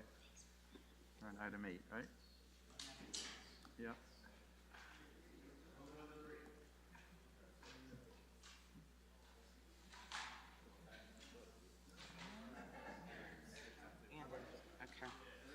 Okay, here we go. Item number 8, adoption of minutes of the previous meeting. Councilor Paterna. Thank you, Madam Mayor. Be resolved that the South Windsor Town Council hereby approves the minutes of the regular Town Council meeting of May 16th, 2022. Is there a second? Second. Is there any discussion? Any comments, Councilor Lydecker? My only comment is I will have to abstain at the vote for a roll call, Your Honor, Madam Mayor. Okay. And Mr. Scott, I'm sorry, Mr. Nolan. Thank you, Mr. Nolan. On page 9 of the, where it says, Mr. Edwards thanks members of the Town Council. The discussion item regarding a proposal gun ordinance was not on the agenda. The word not needs to be added in there or no? Correct. It appears to be a typo. Okay, so the word not needs to be added in there. And is there any other changes, corrections, additions, deletions?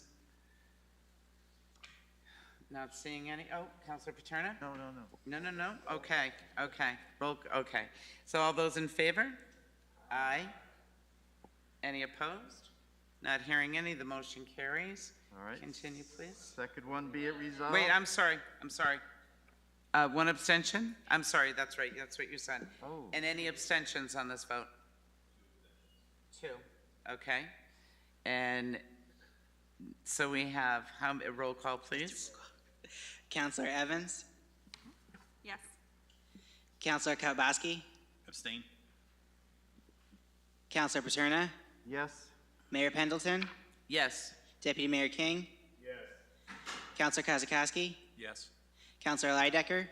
Abstain. Councilor Gamble? Yes. Madam Mayor, that's 6 yeas and 2 abstentions. Thank you. Sorry about that, guys. All right, thank you, Madam Mayor. Second item. Be resolved that the South Windsor Town Council hereby approves the minutes of the special virtual Town Council meeting of May 26, 2022. Is there a second? Is there any discussion, deletion, corrections? Not hearing any. All those in favor? Aye. Any opposed? Any abstention? Okay, roll call, please. Councilor Evans? Yes. Counselor Kabaski? Yes. Counselor Paterna? Yes. Mayor Pendleton? Yes. Deputy Mayor King? Counselor Kozakowski? Yes. Counselor Lydecker? Yes. Counselor Gamble? Madam Mayor, that's 6 yeas and 2 abstentions. Thank you. And so the motion carries. Now we're moving on to item number 9, please. Communications from liaisons, officers, and boards directly responsible to the council. Counselor Kabaski. Thank you, Madam Mayor. On May 18th, I attended the Public Building Commission meeting. A couple items of note on there. Gilbane mentioned that they had a concern from a neighbor regarding water runoff into a nearby pond, and they let the commission know that they put up additional silt fencing along with other measures to mitigate that, to stop that from happening. Also, for the Pleasant Valley school project, the vote was taken to go forward with FF&E going out to bid, so that process will be taking place now. Also that night, DRA provided a presentation to go through the different color schemes for the school, the way it's going to be set up, and different wall coverings throughout the school. If you do get a chance, I would recommend going out to take a look at the presentation. I believe it's out on the town website. It's pretty impressive. They did a very nice job on all parts. Everybody in the meeting was very happy, so I would recommend taking a look. Thank you. Counselor Evans. Thank you. Last week, the Human Relations Commission met. They have a lot of events in the works. On June 28th is the Stonewall protest presentation being organized by Ria Saxena, who was here this evening, is going to be held at the library. The also Race Amity Day celebration will be Sunday, June 12th, 2022, as the mayor indicated before. It's from 1 to 2 o'clock at the Veterans Memorial Park Pavilion. There will be speakers and African and Indian classical dance performances. It is also sponsored by the CT Council for Interreligious Understanding, the CT Coalition for Race Amity, and Ben & Jerry's will also be there with free ice cream for all attendants. We're expecting some officials from the state who also will provide a proclamation honoring South Windsor because we are the first town in the state to recognize Race Amity Day. Additionally, the photo contest is still ongoing. The theme is Hope and Resilience Rising. There's information on their page as well as the town website for how individuals can submit their photographs, which will be displayed at the library in August. Thank you. Is there any other reports? Councilor Kozakowski. Thank you, Madam Mayor. I just want to report that the Planning Zoning Commission met on May 24th, where they continued a discussion on proposed zoning regulations regarding adult use cannabis retail and micro cultivation. That public hearing, they held a public hearing, which is continued to a later date. I don't think it's been extended to a date that is scheduled. What was not originally on that agenda, but was postponed by the applicant, was text amendments and a proposed plan to build residential units at Evergreen Walk that will be going back to public hearing at the end of June. So that's that report. I also want to report that the Strategic Planning Committee met also on May 24th, and not to reiterate the town manager's report, I echo everything he said in his report. And that's it. Thank you. That's cheating, but that's okay. Okay, moving on. We are now on item 11, the consent agenda. Councilor Kozakowski, please. Okay, thank you, Madam Mayor. Motion to approve item 11B1 as a second reading on the consent agenda. And B, second reading, is a resolution appointing Natalie O'Brien as a member of the South Windsor Arts Commission for a term ending December 31st, 2022. Is there a second? And is there any discussion? Not hearing any. All those in favor? Aye. Any opposed? Not hearing any. The motion carries. Moving on, there is no miscellaneous. Item number 12, there is no unfinished business. Item 13, discussion item, the Firehouses 1 and 2 fire alarm project and reallocation of remaining funds to replace fire alarms at Veterans Memorial Pool and an additional fire alarm system at Tracks. And this was requested by Mr. Scott Roberts, the Assistant Town Manager and Capital Improvements Project. And I do believe that we have him here and also Mr. Summers our is Fire here as Marshal, well. Mr. Walt Summers. I guess Scott's staying back there. I don't know why. Good evening, everybody. I guess I'll do this solo. No, he's coming, because his name is on here. He's All got to right. get up here. It's a fire alarm. I guess everybody got in their packet the outline. If you briefly read the outline in your packet, we did have a capital project this year to replace the fire alarms at Firehouse 1 and 2. Those were actually original fire alarms from when they were constructed. We did have an excellent bidding process with that, and we came way under budget. The remaining funds in that are about $54,000. Tracks, the old Firehouse 3, built in 1965, had its original fire alarm still in there, but it seems to be disconnected. And it was never upgraded as part of that project. So we would like to actually put a brand new fire alarm system in there and monitor that building as it is unoccupied, most of the time. And over at VMP, that is also an original fire alarm system, built back in 1982. We've had some problems over the last few years with the wiring running out to the pump house. So we like to replace that one, bring it up to date for about $11,000. So the total project is $21,370. So there'll still be a balance of $33,000 left over in that capital project, which would go to capital non-reoccurring, correct? And that is our proposal.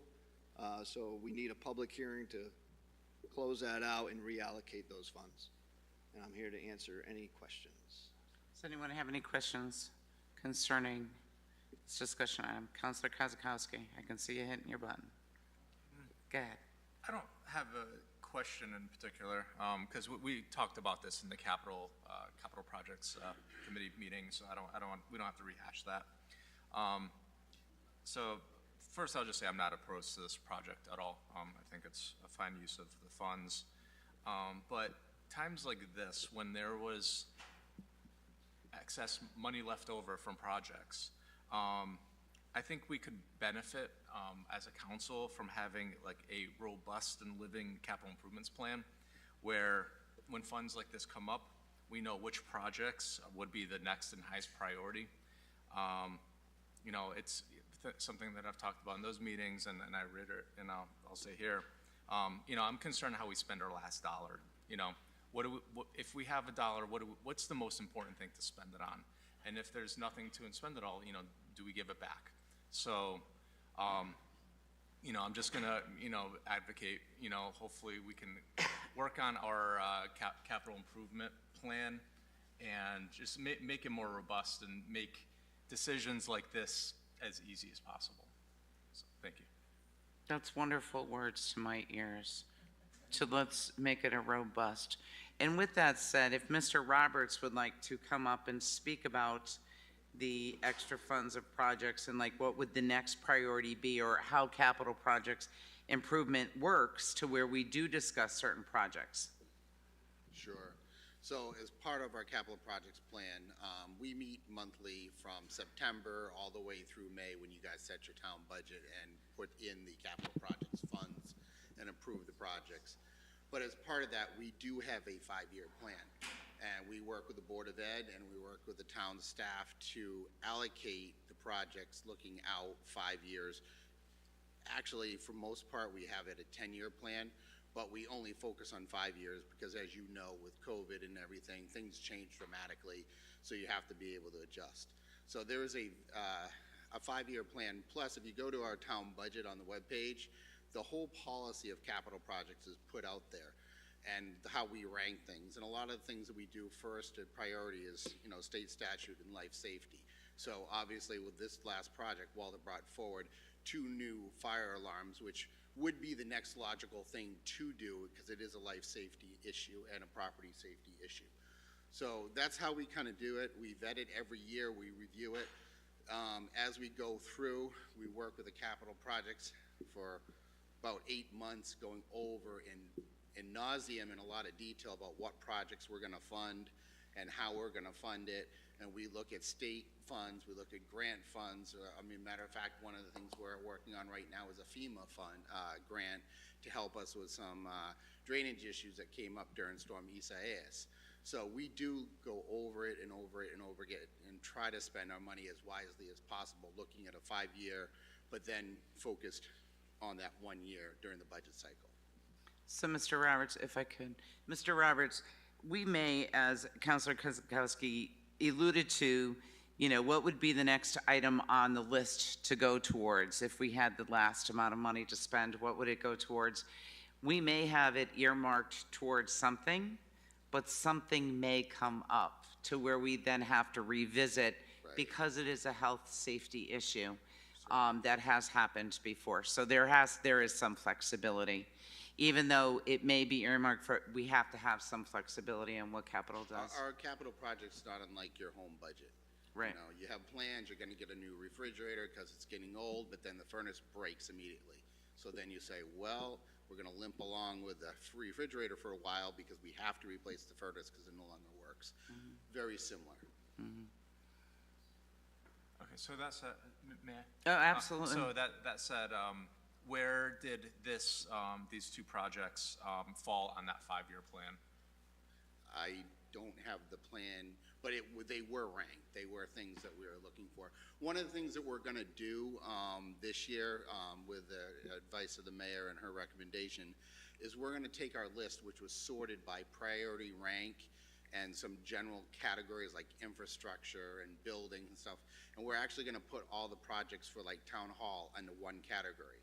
And then we're gonna do town garage under one category and VMP under one category. So you could actually go from facility to facility to facility, and you can see what the projects are and how they're ranked. So if we do HVAC, like say at town hall, we know what the next one is, or we know what the next one is. So getting back to your question, if we have a few dollars left over, what would the next one be on the list? Well, currently the way the list ranks, this would be the project. And that would certainly be discussed during the capital projects meetings if that, if we are lucky enough to have savings, which, this project originally, we thought $100,000 was gonna be just maybe enough to get done. We got a great savings. Now, during COVID, we've had other projects where we're like, oh, 100,000, well, we need 140,000. So, there's the give and take that we talk about. Thank you. Okay, thank you. I'm sorry. Okay. And so, moving on, this is now the discussion item. Is there any more questions for our fire marshal? Not seeing any, we'll be moving on to 13B, which is Deputy Mayor King, please. Thank you, Madam Mayor. Resolution setting a time and place for a public hearing to receive citizen input on the transferring of funds from the capital non-recurring account to the VMP and tracks fire alarm projects. Be it resolved that the South Windsor Town Council hereby sets Monday, June 27th, 2022 at 8 p.m. in the council chambers of the South Windsor Town Hall, 1540 Sullivan Avenue, South Windsor, Connecticut, as the time and place for a public hearing to receive citizen input on the transfer of $21,370 from the capital non-recurring account to the VMP and tracks fire alarm projects. Is there a second? And is there any discussion? Councilor Kozakowski? Thank you, Madam Mayor. I think it's important to note, since it's kind of the first time coming up, that the public hearing is going to be scheduled for Monday, June 27th. Our regularly scheduled meeting typically would be June 20th, but we found that it conflicts with the high school graduation. So. Correct. So and I was just going to talk about that too. Okay. So we're having a special meeting on the 27th. Well in advance, it's out there noticed, and we're moving the council meeting to the week after on a Monday evening, so we can attend graduation. And so with that said, we do have a second, correct? Okay, and any other further discussion? Not hearing any or seeing any. All those in favor? Aye. Any opposed? Not hearing any, the motion carries. Thank you, Mr. Summers. He skedaddled. Okay. He's gone. Okay, moving on to item 13C. Counselor Evans. Thank you. Resolution approving the transfer of $61,925 from the Social Security tax account to the following accounts to cover overages: $32,075 to the unemployment account, $14,850 to the salary contingency account, and $15,000 to the liability insurance account. Be it resolved that the South Windsor Town Council hereby approves the transfer of $61,925 from the Social Security tax account to the following accounts to cover overages: $32,075 to the unemployment account, $14,850 to the salary contingency account, and $15,000 to the liability insurance account. Is there a second? Thank you. And any discussion? Mr. Maniscalco, I'd just like to say that this was presented by our finance director, Patty Perry, correct? And we all have it in our packet for basically the closeout of the end of year? Correct. So actually, the following couple of resolutions are kind of the annual resolutions that we pass at the closeout at the end of the fiscal year in order to kind of balance all the books out so everything closes up right. So. Thank you. All those in favor? Aye. Any opposed? Not hearing any, the motion carries. Item, excuse me, 13D, Councilor Kubowski. Thank you, Madam Mayor. 13D, resolution approving the transfer of $950,000 from the health insurance account and $200,000 from the police operation full-time salary account, and transfers $400,000 to the capital projects account and $750,000 to the pension account. Be it resolved that the South Windsor Town Council hereby approves the transfers of $950,000 from the health insurance account and $200,000 from the police operation full-time salary account to the following accounts: $400,000 to the capital projects account and $750,000 to the pension account. Is there a second? Any discussion? Councilor Gamble? Thank you, Madam Mayor. So, Mr. Maniscalco, how did we get $950,000 in the health insurance account to be able to distribute so nicely to these other two? Yes, so that's basically based on our use. You know, we have, we're self-insured, and it's based upon the use, and what we've seen throughout the pandemic is employees have not been using their health insurance and going to the doctor. We saw that in the first year of the pandemic. We thought there was going to be a spike in the second year. It carried on with a lot of employees not going to the doctor throughout that second year. We're hopeful that we're probably going to start seeing people going back to the doctor over a period of time because they do need to. But you know, that's where those savings are coming from in terms of the health insurance. Are we woefully underfunded in our pension account? I mean, that seems like a big dollar amount as well. So our pension fund is funded at about 69%, 68%, 69% last time we were looking. We do need to try to increase that number as best we can.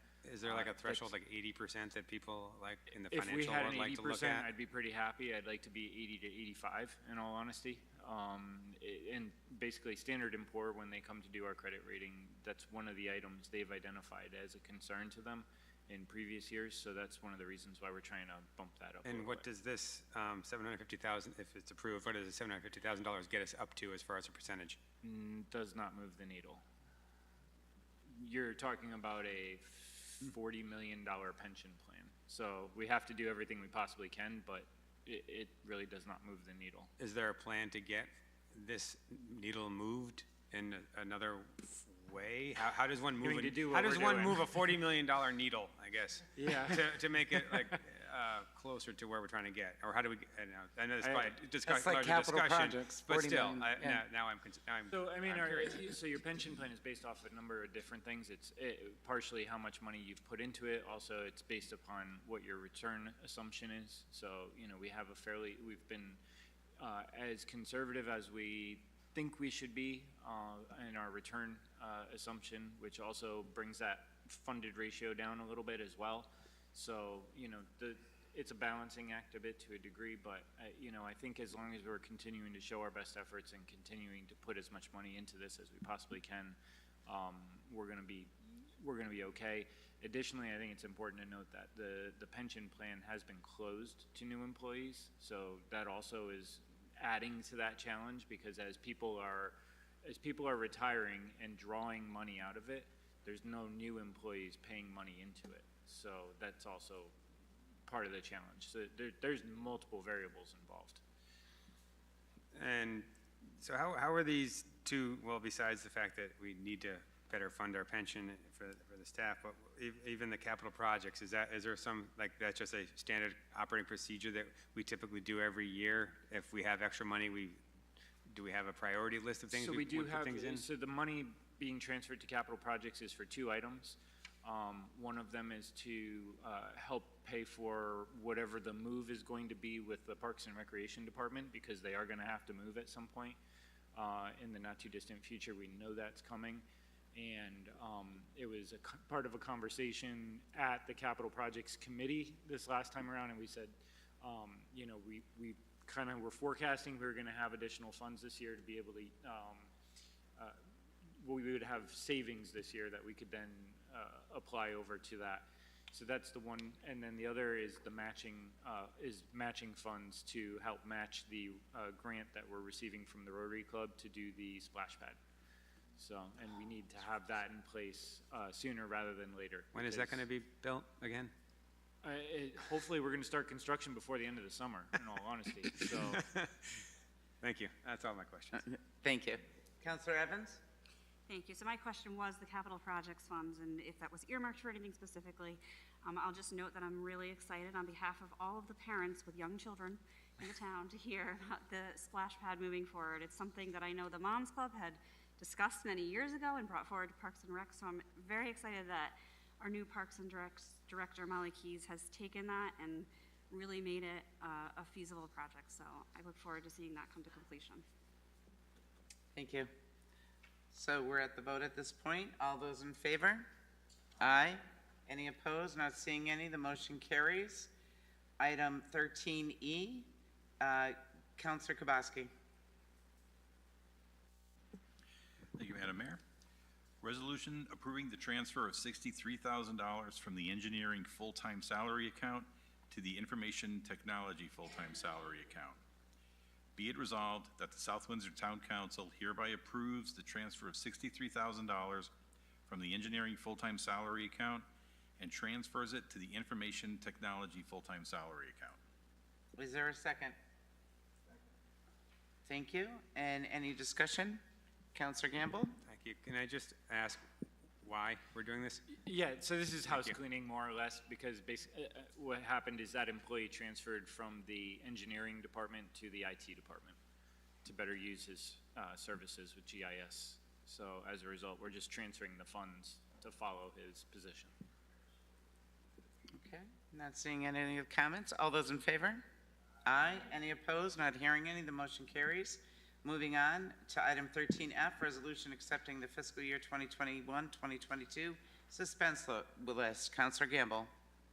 Be it resolved that the South Windsor Town Council hereby accepts the fiscal year 2021-2022 suspense list as proposed and submitted to the Town Council by the Collector of Revenue and as more fully described in Attachment Exhibit A.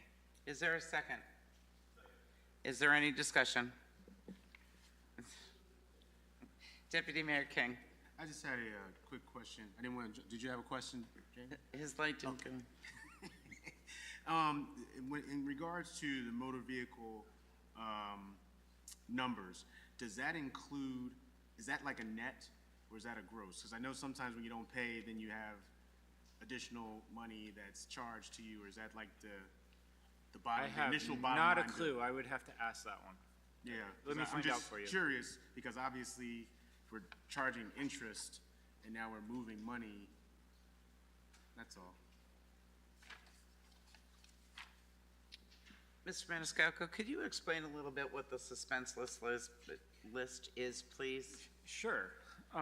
So essentially what happens is after a period of time, the Collector of Revenue identifies individuals that they can't find for whatever reason. Maybe they've passed away, maybe they've moved out of state. They've basically done every effort that they possibly can to try to identify and find these individuals to pay taxes that they owe to the town.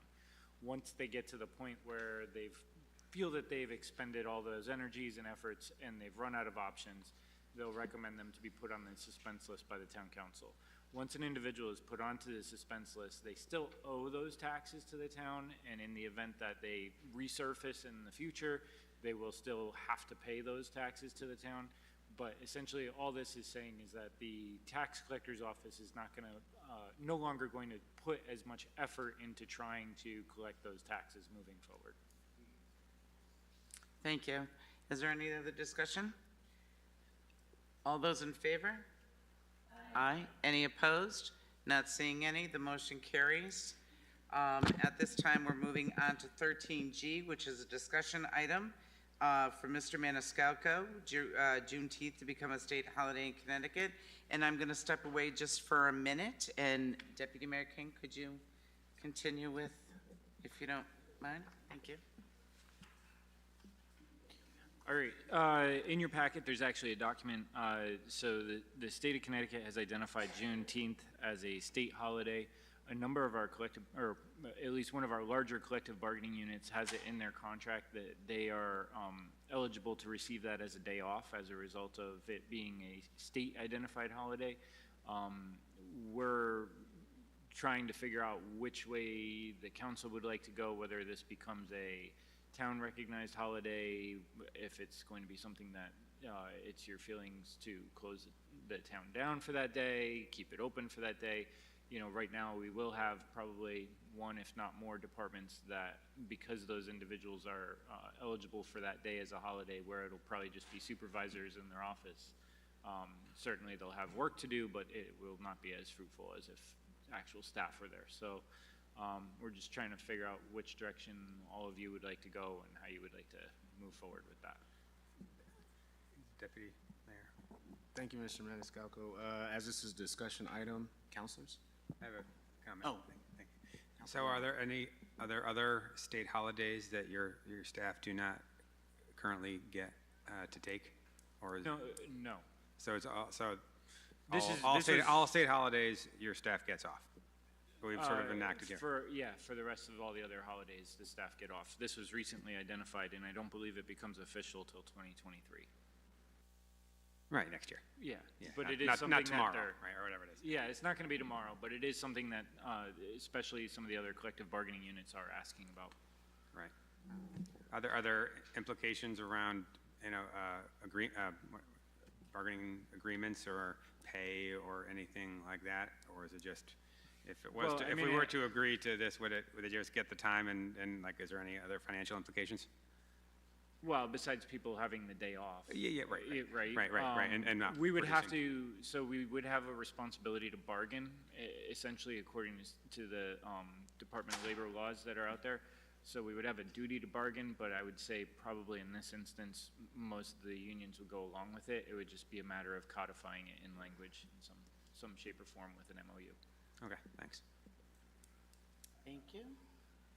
Thank you, Deputy Mayor King. Councilor Evans. Thank you. Councilor Gamble made me think of something in that, is Veterans Day considered a state holiday, and do we have that off? Yes, I believe we get Veterans Day off. Okay. So I was thinking of, like, in the school systems, you can still hold school during that day as long as you honor and celebrate it. I wasn't sure if that was similar in the town situation. Like, if their state holidays could recognize them in some way within the municipality, or they would need to take them off.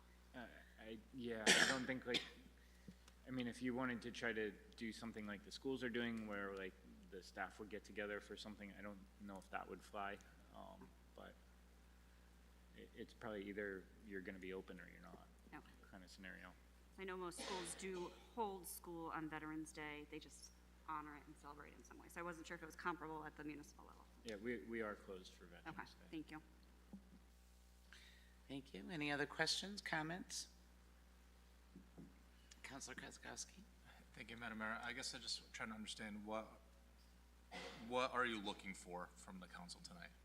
Well, I mean, I think if there is support to actually do something as a holiday, we would probably come back to all of you with some type of resolution or something to put in place that we would then, be able to move forward with next year. If not, if there isn't support for it, then, you know, we would just move forward with life as it is, so. Okay, I guess I'll just say I'll support you working in good faith with the collective bargaining unions to make this a day off if that's what they want to do.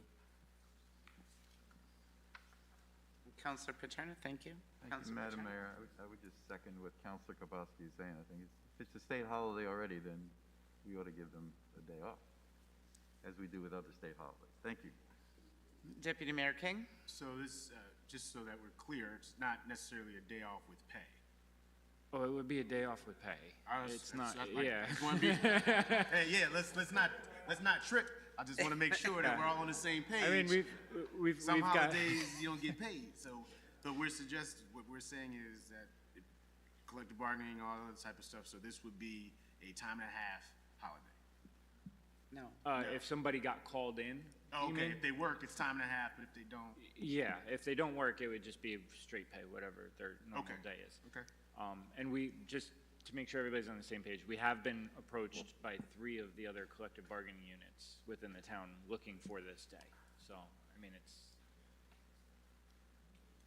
Councilor Gamble?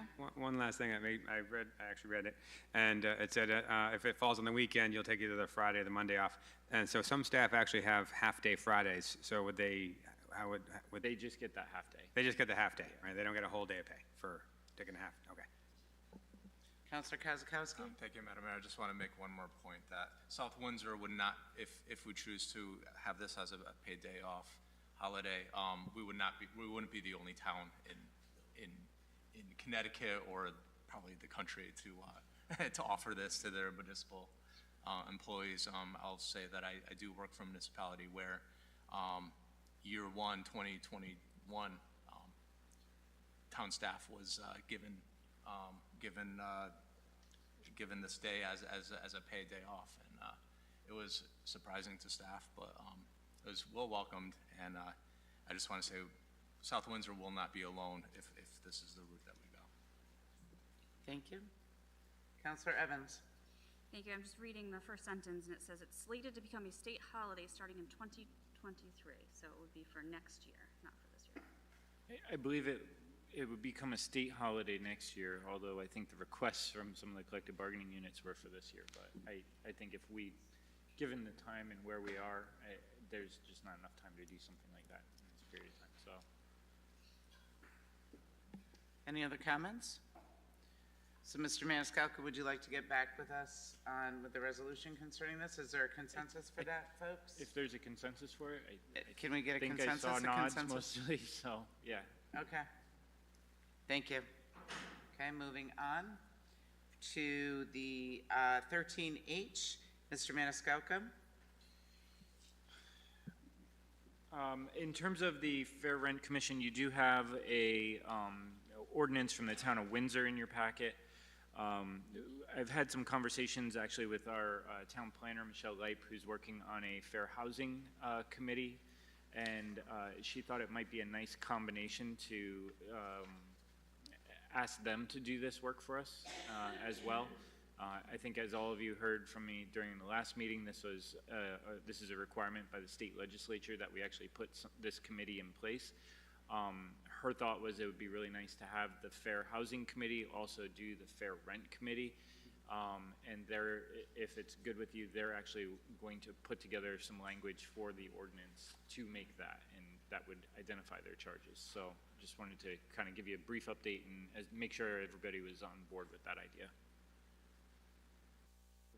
Any comments? Councilor Paterno. Thank you, Madam Mayor. I'm a member of the Affordable Housing Commission. I don't remember signing up for this extended contract, so I'll have to have a conversation with Michelle Leip. But thank you. She volunteered you. Yeah. You must have taken a day off. Thank you. Is there any other comments, questions? Councilor Kazakowski. Yes, thank you, Madam Mayor. So the combining this with the committee that you just mentioned, that's something that came out of the Affordable Housing Plan? Or is it something different? I don't believe that's in the plan. Okay. I would have to go check to make sure, but I don't Councilor believe so. Paterno can answer that if you don't mind. I can answer that. No, it was not part of the plan. It came out of the state. So we didn't propose this in any of our plans. Not the Fair Rent Commission, I know that came, but the Combining the fair two. housing, well, I think you just said fair housing. Well, I think Michelle Lipe is suggesting that. We, as a committee, we haven't met together to say, okay, let's take this on yet. Okay. Yeah. That's why I was complaining about my contract being extended without Okay. my knowledge. Fair enough. I would like to just offer one other suggestion. I'd like you to look into, talk to a CROG, Capital Region Council of Government. Based on my count, there's going to be 10 to 16 municipalities affected by this new law.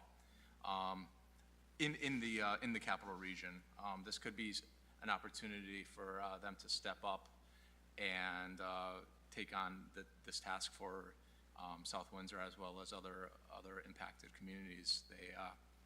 There can be efficiency in scale and efficiency in finding qualified individuals to make determinations and that are asked for of this commission, as well as be able to better leverage funding for the studies that are called for. That would be the responsibility of this commission. So, Yeah, I can certainly reach out to the new leadership that they have over there. I think just from what I've seen, surface level very briefly so far, they do have new leadership, and their new leadership seems to be taking a different approach to try to support municipalities a little more and do kind of less of the pie in the sky planning kind of things and do some more actual in the trenches and dirt municipal support kind of stuff. So okay, thank you. Yeah, I'll reach out to him. It's a good idea. Councilor Gamble, thank you. Thank you, Madam Mayor. Mr. Maniscalco, I'm all for gaining efficiencies where it makes sense, but I'm not sure that the membership of each of these commissions are similar enough to warrant the Affordable Housing Commission to take on this as well, barring Councilor Paterno's extended package that he's going to be now faced with possibly. But if there has to be landlords that should be on this, I don't know if those kinds of members would be in the existing one that would be taking this over as well. So I just want to look at that to make sure that we're representing the people who would be impacted by this and getting the right membership. That's all. Yeah, we can definitely make sure that when the ordinance is drafted, they're included in there. I think that would be the best way to do that. Thanks. Yeah. Makes sense. So we have a consensus for Mr. Maniscalco to move forward with working with Ms. Lipe on the creation of the ordinance with combining the two? Well, I would also like to see what he'd get out of Capital Region Council of Governments. I'd like to hear the results of that conversation. Okay, thank you. And moving on, we are now on 13J. Councilor Paterno. Thank you, Madam Mayor. This is a resolution approving the job classification and fringe benefit description for non-bargaining unit members for fiscal year 2022-2023 through 2024-2025. Is there a second? Oh, I'm going to do the be it resolved. Oh, I'm sorry. There you go. Be That it works. resolved that the South Windsor Town Council hereby approves the job classification and fringe benefit description for non-bargaining unit members for fiscal year 2022, 2023 through 2024 to 2025. Now is there a second? Right. Okay, thank you. Is there any discussion? Not seeing any. All those in favor? Aye. Any opposed? Not hearing any. The motion carries. Item 13K, Councilor Evans. 13K, resolution approving a refund of taxes to 14 South Windsor taxpayers. Be it resolved that the South Windsor Town Council hereby approves a refund of property taxes to 14 South Windsor taxpayers, the total of said refund being $3,164.03, and as more fully described in attached Exhibit A. Is there a second? All those in favor? I'm sorry, any discussion? Not really. No. Not on taxpayers. You have a discussion? No. Okay, all those in favor? Aye. Any opposed? Not hearing any. The motion carries. Moving on to 13L, Counselor Kozakowski. Thank you, Madam Mayor. 13L, resolution setting a time and place for a public hearing to receive citizen input on the proposed amendment to Section 2-530, the local preference bid ordinance.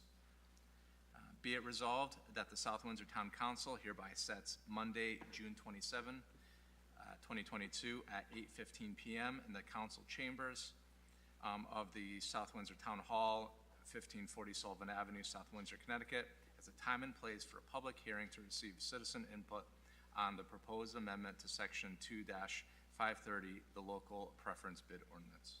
Is there a second? Second. Is there any discussion? Counselor Kozakowski, no, not hearing any. All those in favor? Aye. Any opposed? The motion carries. Moving on, we are now on 13M. Counselor Kabowski. Thank you, Madam Mayor. Resolution approving the transfer of $50,000 from the contingency account to the strategic planning capital account. Be it resolved that the South Windsor Town Council hereby transfers $50,000 from the contingency account and transfers it to the strategic planning account for the purpose of a consultant fee. Is there a second? Is there any discussion? Now it's Counselor Kozakowski. Thank you. I would just like to ask the town manager to,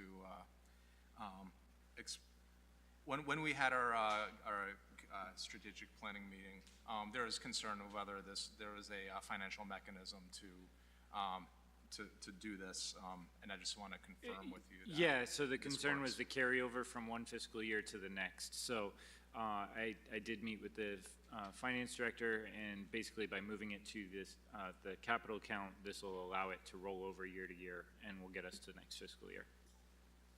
And I guess I want to reiterate that this plan was supposed to be done like by now, right?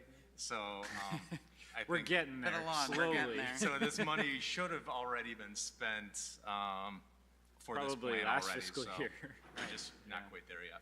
Yeah. Okay, thank you. Any other comments, questions? Counselor Gamble? Thank you, Madam Mayor. So what do you mean by the, well, I don't know if I can address you. This money should have already been spent, like, because, I don't understand. Could I rephrase what I said? Please. Money should have been allocated. We should have been further along in the strategic planning process where we came to the conclusion where we would need to set aside some funds for some consulting to help with the process. So is it fair to say that the Strategic Planning Committee agreed to this proposal to procure consultant services? Like Yeah, so does it, okay. go They're ahead. in the process of shopping to figure out what consultant they would really like to work on, so. So the last time we did a strategic plan, was a consultant also used? Yes.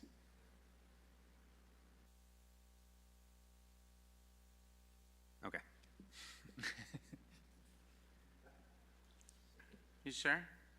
Okay, just want to make sure. Okay. I is can't there seem any- to find that individual. That would have been helpful, but. I know, yeah, they I did- think it was Massachusetts. I was going to mention that earlier. I think maybe out of Okay. Massachusetts.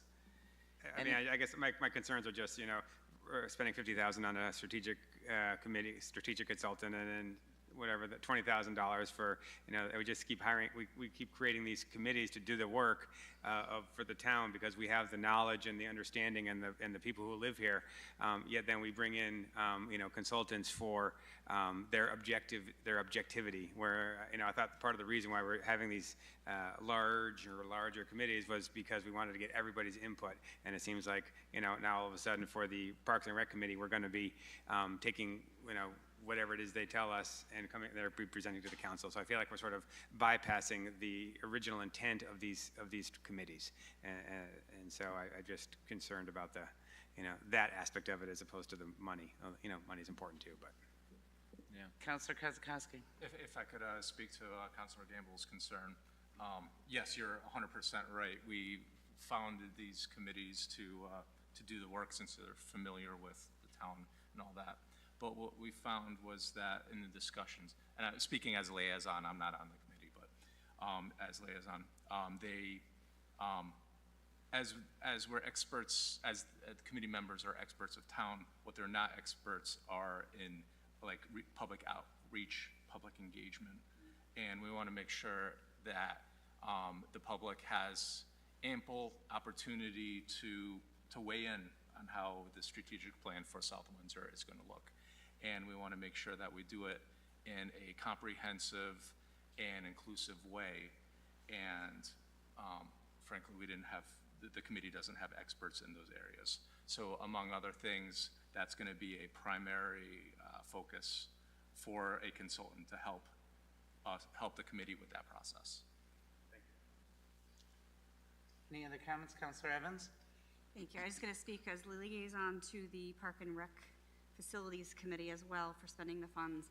Although they're local individuals and they're going to be making decisions based on their knowledge of being residents and what's best for the town, they still need that area of expertise to help them make those decisions. So they'll be taking that information and using it with their own personal local knowledge to make the best decisions to then come to the council. So I think it's money well spent to make sure that they're not making a decision outside of something that is actually feasible. We want to make sure that to set them up to have a successful plan. And if I may, we have the current strategic plan on our town website, correct?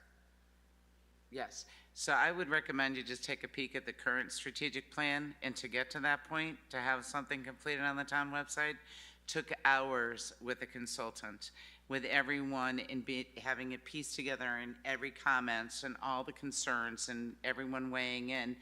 And the consultant was the one who took all the bits and pieces and put it into a plan. It was fabulous. There was no way that take a peek at it. It took a lot to get there and hours to do so.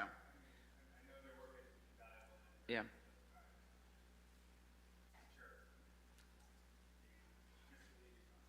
Okay. So any other comments? Not seeing any. All those in favor? Aye. Any opposed? Not seeing any. The motion carries. Moving on to 13N, Councilor Gamble.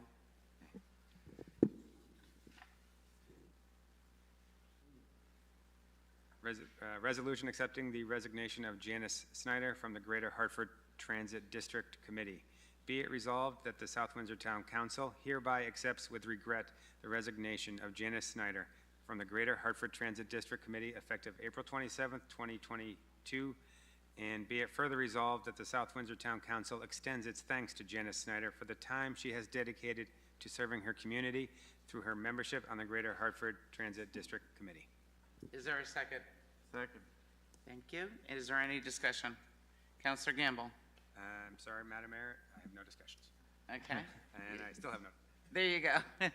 I like to, Councilor Paterno. Thank you, Madam Mayor. I'd just like to add my thanks to Janice Snyder for her great work on this Transit District Committee and all her great work in this town. So thank you, Jan. Absolutely. I second that, and thank you, Jan, for the time and the dedication that you've committed and the hours that you volunteered here in South Windsor. We truly appreciate it. I appreciate it. I appreciated working with you, and I thank you very much for all the time that you've given. So all those in favor? Aye. Any opposed? Not hearing any. The motion carries. Councilor Evans, 13-0, please. 13-0, resolution accepting the resignation of Ritu Goyal from the Park and Recreation Commission. Be it resolved that the South Windsor Town Council hereby accepts with regret the resignation of Ritu Goyal from the Park and Recreation Commission effective June 2nd, 2022. And be it further resolved that the South Windsor Town Council extends its thanks to Ritu Goyal for the time she has dedicated to serving her community through her membership on the Park and Recreation Commission. Is there a second?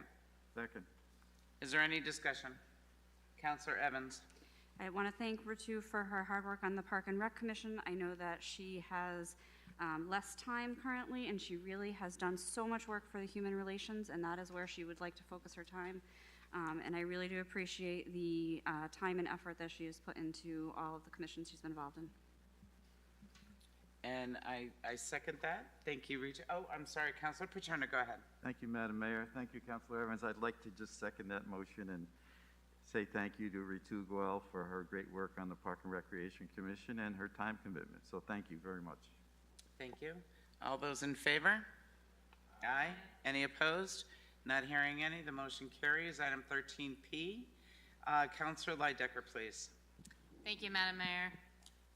Resolution waiving the competitive bidding process for sidewalk replacement and authorizes the town manager to sign and execute an agreement.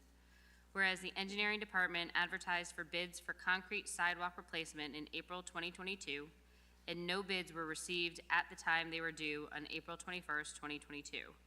And whereas the engineering department thinks there were no bidders because of the increased demand for concrete sidewalk replacements in the area and a reduction in the number and size of the contractors who perform concrete sidewalk replacements in the area. And whereas Hathaway Landscaping LLC has been performing miscellaneous concrete sidewalk replacement in South Windsor under contract from a previous bid in 2020 that has expired.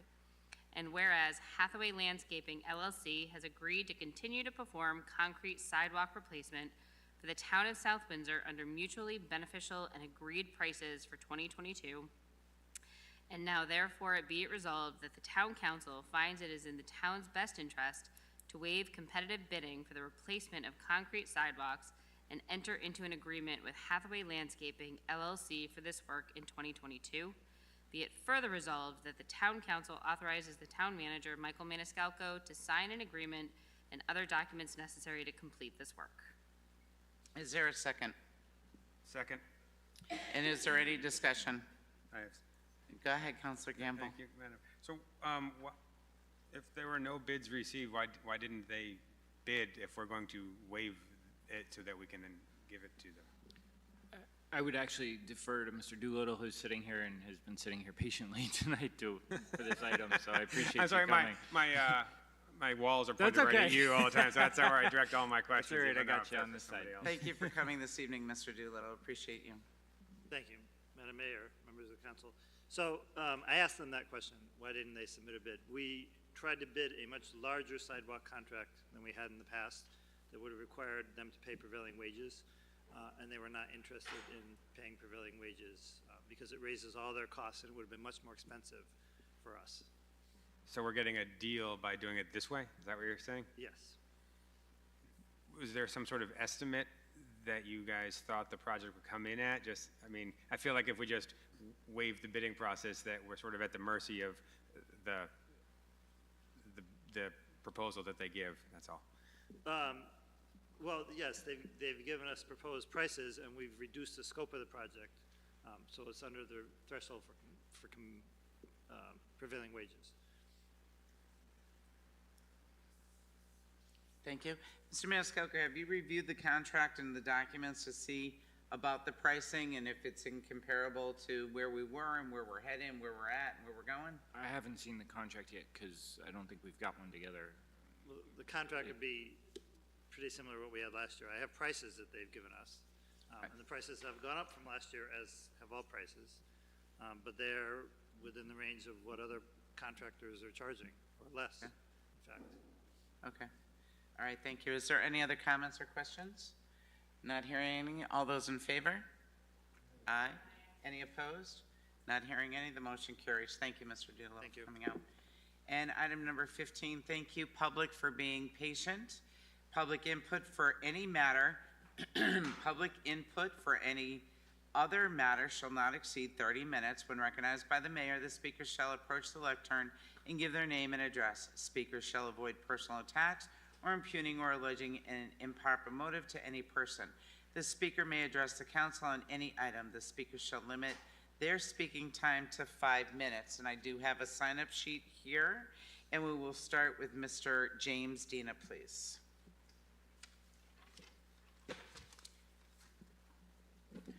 Is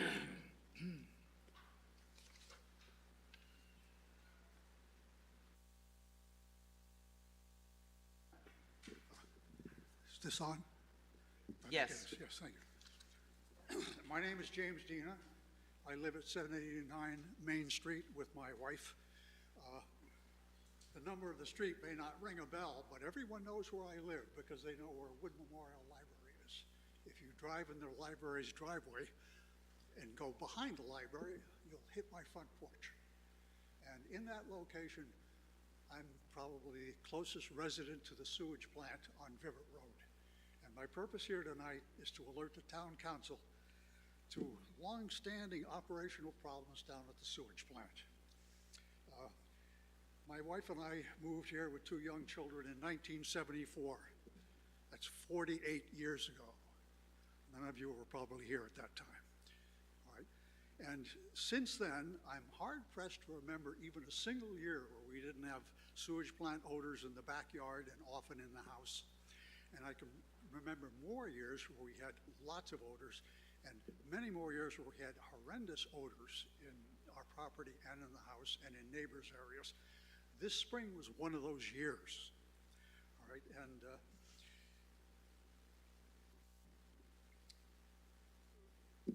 but let's get up to current issues and not dwell on that because we are pressed for time. I have a letter here from 2008.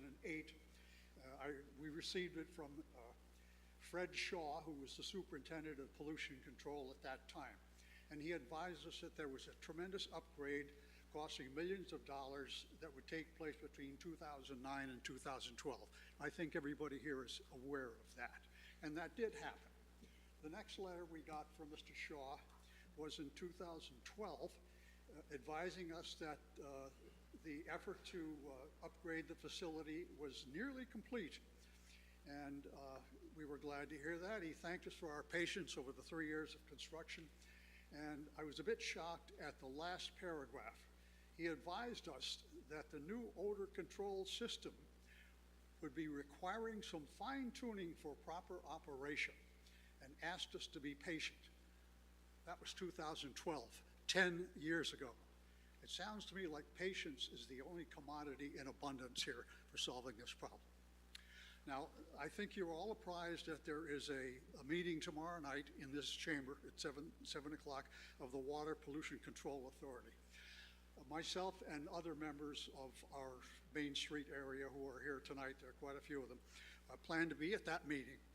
We hope to encourage and support the experts there. So I'm not going to talk technology with you folks because I don't think this is the right place for it. But we are convinced of several things. One, that the people on that committee aren't new at this job. They know their job, and they've already apprised where the odors in the sewage plant are coming from. We also believe they have the knowledge to figure out how to get a permanent solution to this, all right? And we're going to encourage them and support them to do so. Now, my purpose here tonight is as a prelude to that. We would like to appeal to you also to support them and support us. And the way you would do that is to find the funding for them to go ahead and find a permanent solution. We've had, from my personal experience, 48 years of a Band-Aid approach to fixing this thing. We need a permanent solution. And I was thrilled to hear one of the councilors earlier mention that if there's a problem in town, the council should get on top of it and help solve it. So we would appreciate you getting on board, supporting us, supporting the folks who will help us with the technology. And it's been a pleasure to be in front of you, and I sincerely hope you'll join us in this endeavor. Thanks very much. Thank you, Mr. Dan. Ms. Jean Howitt?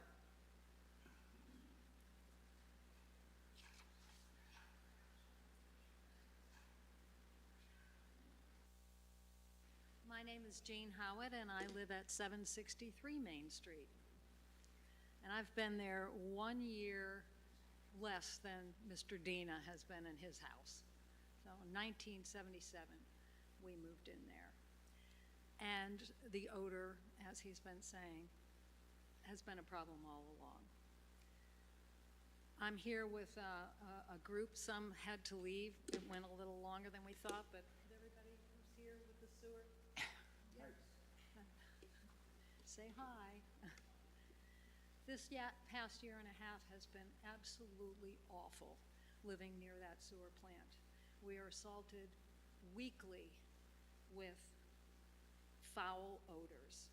And there are a couple of types of odors. Sometimes it wafts on the air that, oh, disgusting, you know, and then it's kind of gone. Sometimes it's there just all day in the background. Sometimes it's a stench that you can taste. We learned in high school biology, odors are particulate. It's totally disgusting. It invades our homes. Windows closed, you can wake up smelling it. It's completely disgusting. And it happens pretty much weekly.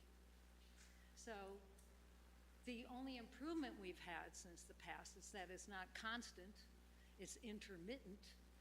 It's almost every weekend. You can almost guarantee it's going to be there on the weekends.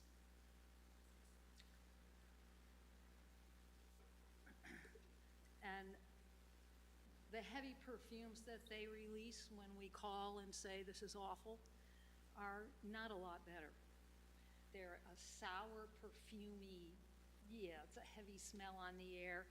Is it a little better than fecal matter smell? Yes, but it's still not acceptable.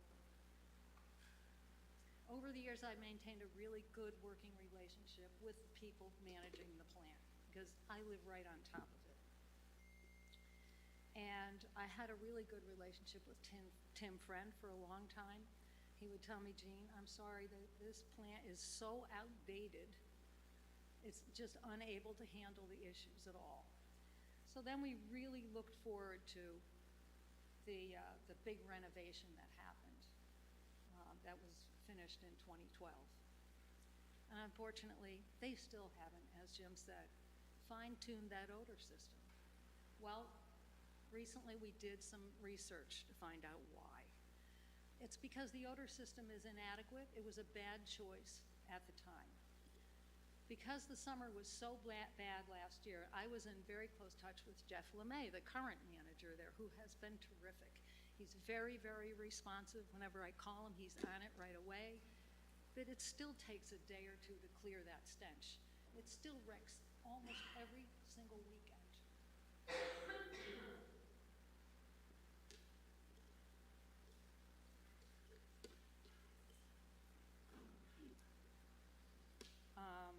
Where am I at?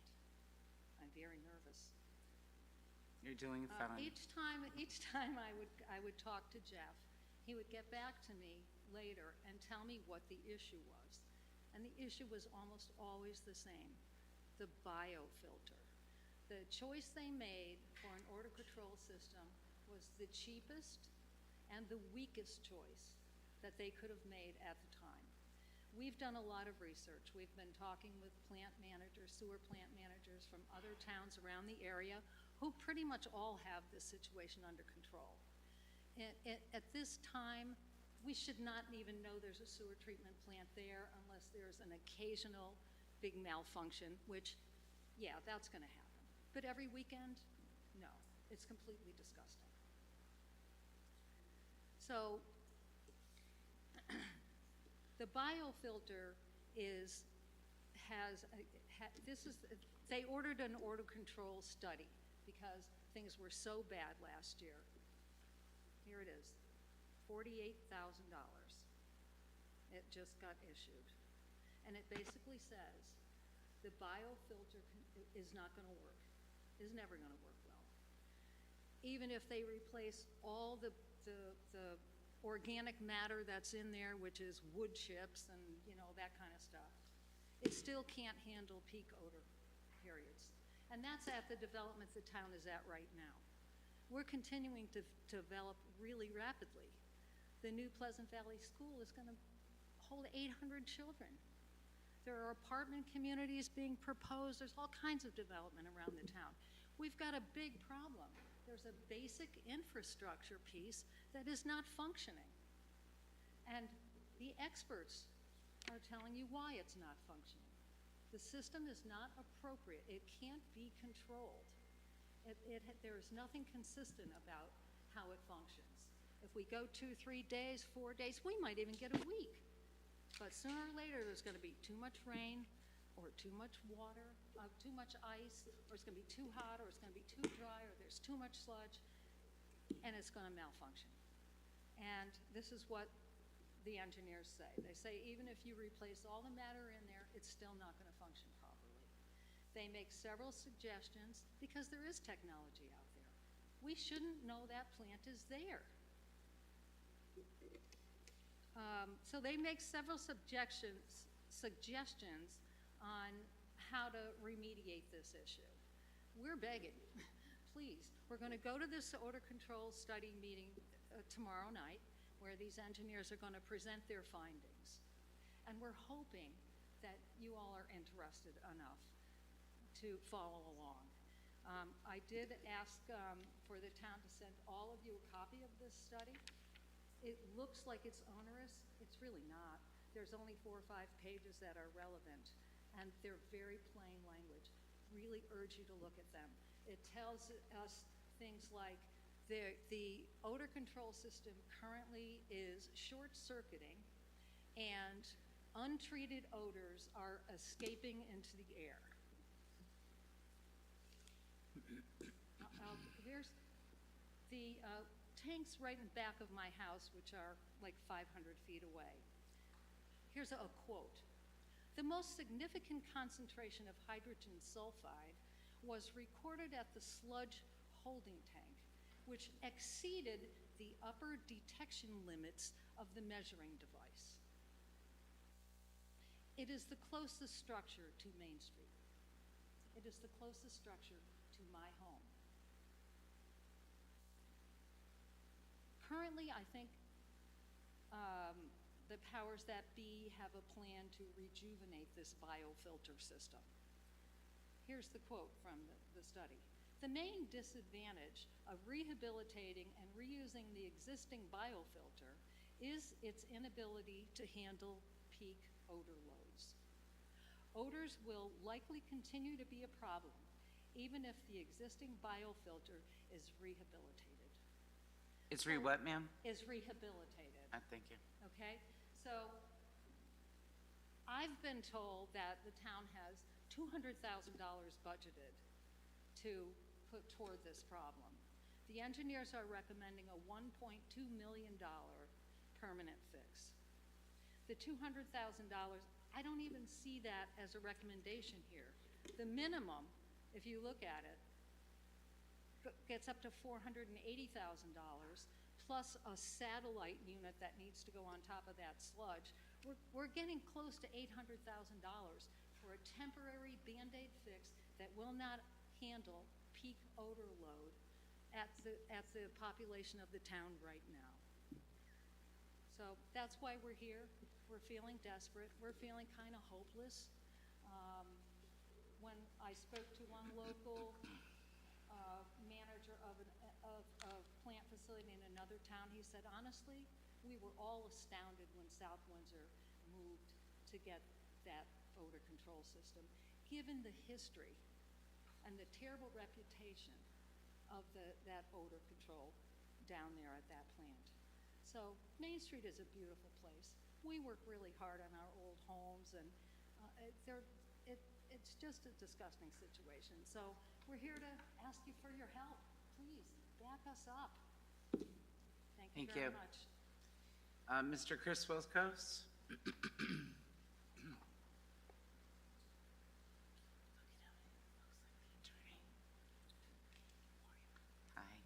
Hi, Madam Mayor and councilors. My name is Chris Wilkos, 756 Main Street. My wife and I are newcomers to Main Street. We've been there for about 30 years, so not quite as long as Jim and Jean. So we've suffered a little bit less than they have. I'm here just to talk about, I guess, what we would call quality of life issues, not just for homeowners, but for the whole area of Main Street. We've all had events, and I'm sure you could appreciate this, people with families, where we've invited people over for a barbecue in the summer or in the late spring or the fall, and you're sitting there eating or having a drink, and it's like, what's that smell? It's the sewage treatment plant. Well, why does it smell? I don't know. Shouldn't they fix it? Yes, they should fix it. Well, how come they didn't fix it? Well, I don't know. We've been calling for years, but it hasn't been fixed. So that's personal to all of us, the people in this audience, but I think it goes beyond that. Because again, Main Street has a lot of attractions that draw people not only from South Windsor, but from everywhere around the Hartford area in the state of Connecticut. I'll name a few. So the Wood Memorial Library is one of South Windsor's, we think, treasures. The Wood has many, many events. I'm sure you've been to the events there. School children, adults, actors, plays, etc. There have been anecdotal instances where the windows were open at the Wood, and it happened to one of the days where the wind was blowing in the wrong direction. And again, the event gets interrupted by the smell. It's a practical item, not just, again, to homeowners, but people that are visiting there. So that's one item. The second is the Hartford Marathon. Hartford Marathon goes up and down Main Street, albeit it's only one day in October, but we're exposed to 5,000 to 10,000 people from all around the state of Connecticut, if not from New England and other towns, that, again, if the wind is blowing in the wrong direction, this really doesn't reflect well on our town, that it kind of has a little bit of a stench to it. The Gingerbread Festival at the Wood every year lasts a month. I'm sure there's thousands of people that go to the Gingerbread Festival during that time period. And again, it's always hit or miss what's happening. The Nawashi Village, we're fortunate to be retired, but in the last several weeks, there have been busloads of children from our elementary schools. I'm not sure if they come from out of town, but being bused to the Nawashi Village. The sewage treatment plant is here, and the Nawashi Village is literally right next door to it. Think of it if you're a kid and you go to this village, it's exciting to go on a field trip, right, in school, and it smells. I mean, again, it's not a good experience. So I'm listing all these, oh, I forgot one more. We have thousands of walkers, I'm sure some of you, walkers, runners, bicyclists that use Main Street. Because again, it's a scenic road, there's not a lot of traffic, there's not a lot of interruptions. So my point is, it's not just the homeowners that are here today that we think this impacts. We think, again, it impacts a lot of other people indirectly or directly in a smaller way, but still, it doesn't really reflect well on the town of South Windsor that this plant emanates these smells. We've talked to people at other towns. Glastonbury, the sewage treatment plant is right next to a field where the kids are playing soccer or baseball or whatever. It doesn't smell. In other towns, it doesn't smell. So again, this seems to, as my neighbors have said, be something that could be corrected. So all we're here to do is to say, again, it's not just local homeowners in this half-a-mile area that this could impact, but certainly it goes beyond that. And again, it's not something I think the town wants to be known for. Thank you. Thank you. Ms. Carolyn Venn?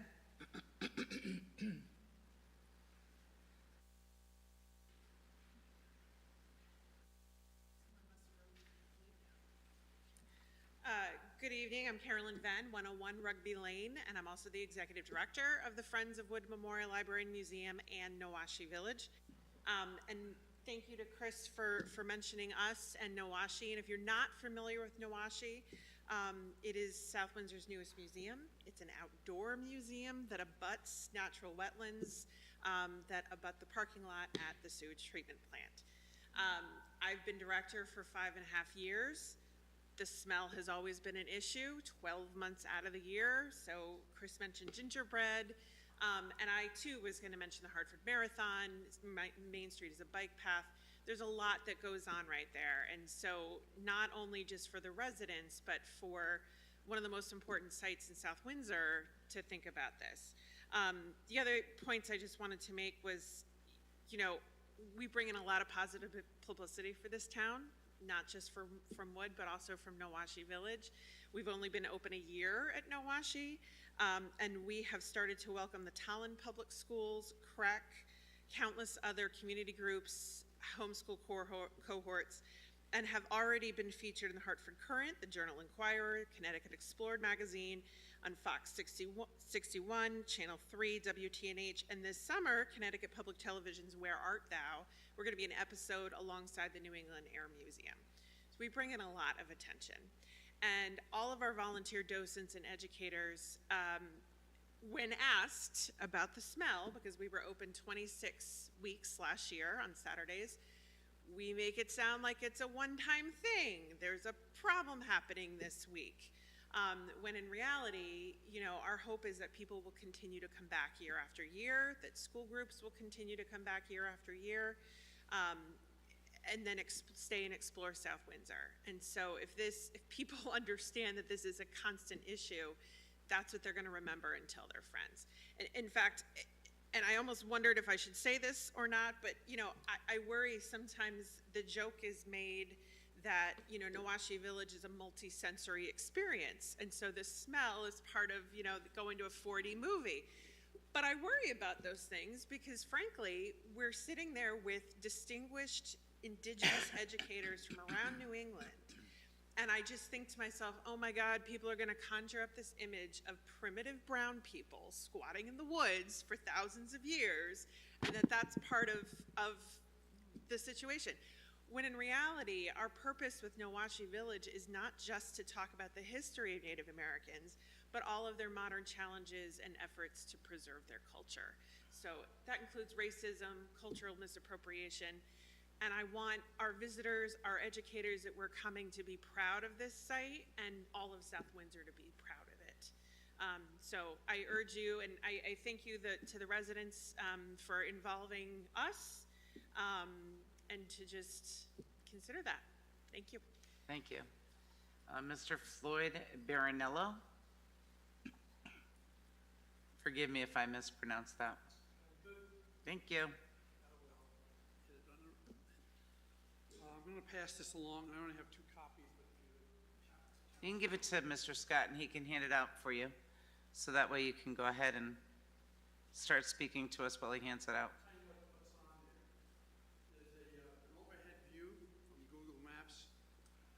It shows the location of the sewer treatment plant in relation to my home, 524 feet from my house, from my yard. So when you go home tonight, somewhere on your property, take a look. You must have 100-foot length of somewhere, maybe 200. Figure 3-4 houses away. When your neighbors have the barbecue, you probably can smell it. That's how close I am to the sewer treatment plant. I wrote this primarily for tomorrow night's meeting. As part of that study, there was 2 parts to it. One part was a odor sampling. It was done in a 2-mile radius of the plant, going as far north and south Strong Road to the end of Main Street. On that diagram that I asked to be passed, there's 7 houses that are shown. There's 2 S's on it. It's hard to see, upper right-hand corner. Those are where the samples are taken closest to any of the homes. No samples were taken by our homes. So our homes are different from what the sample says. These are the samples that we get to smell: sewage, feces, sulfur, hydrogen sulfide, sour, mercaptan, musty odors. The readings that the company, the odor measuring company measured are less than what is normally complained about. So for us to complain, for people here to come and complain and make an issue of this, the odors are much higher than was measured. As my wife said, if you haven't read the report, it's clear on page 3. The town suspects the biofilter media is no longer performing effectively, so you guys authorized $48,000.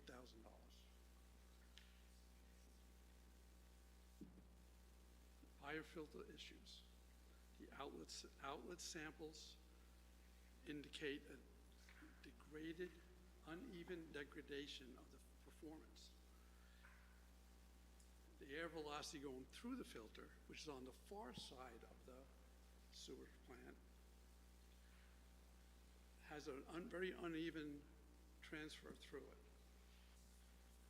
So it's an indication that the filter itself is short-circuited. The environmental people, the environmental engineers that did this, know what the problem is. They say the results are that there's a significant reduction, it's their quote, significant reduction in capacity to treat the odors. And it appears the media has a reduced ability to treat the odors. So we know what the problem is, we know where the problem is. So this is a recommendation by the engineering company that you paid for to rehab the existing biofilter. This is where I think the $200,000 is going to. So you're going to put the same thing back in there that was put in there in 2020. It lasted to the middle of last year. So if we put it in again, we can assume that by 2023, at the end of that year, we'll have to put it in again, another $200,000. This doesn't make any sense. They're very clear recommendations that require more money from the town. Recommendations are very clear that they're much more effective than what we currently have. I would ask, and I will bring this up tomorrow, that you not spend the $200,000. You wait, you try to find the additional money to get to the minimum that's required to get to an acceptable level of odor control. The estimate that's given in the report is $480,000. That's the minimum that's required. The final solution, or better solution, which is what my wife mentioned, is a system that's been used in Glastonbury. The cost is approximately $1.2 million. I realize that's a lot of money. I don't think that's in the budget. I don't know how you're going to find it, but that's what is needed to solve the problem. Just one last thing here.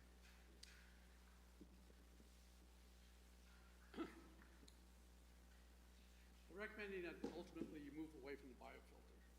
That's in the study. So at some point you're going to pay more money.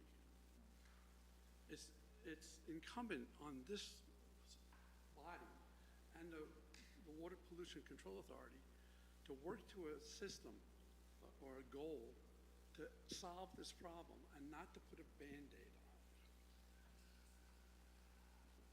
it. Quickly estimated cost.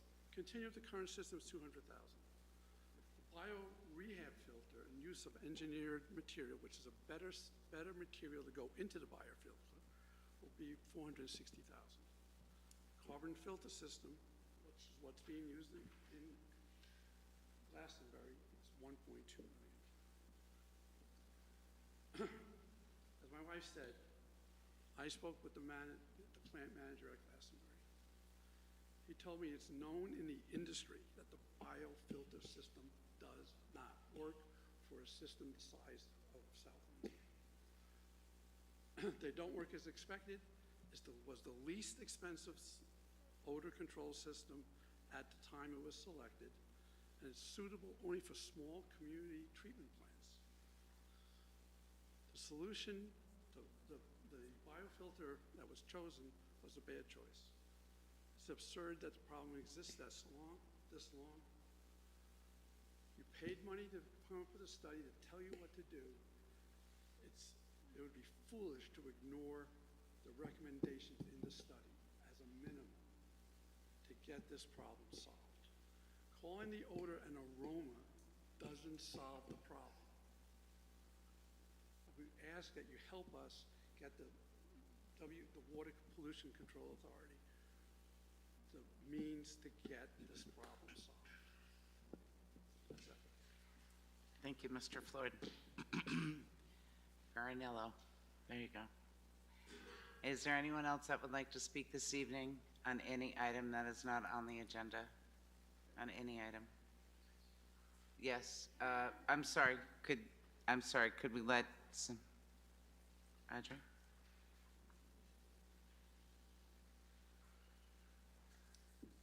On May 22nd, Audrey Delnicky, on May 22nd, I received an email. I was copied on an email that was sent to the clerk of the council. It says, "Good afternoon, Scott. Attached, please find the nominating committee form to be included on the June 6th Town Council agenda. The mayor conveniently left these two names off the agenda last time. Actually, I'm one of them, and Mr. Balboni is the other. And when is enough enough? That's the current question being asked right now. I will say it again, when is enough enough?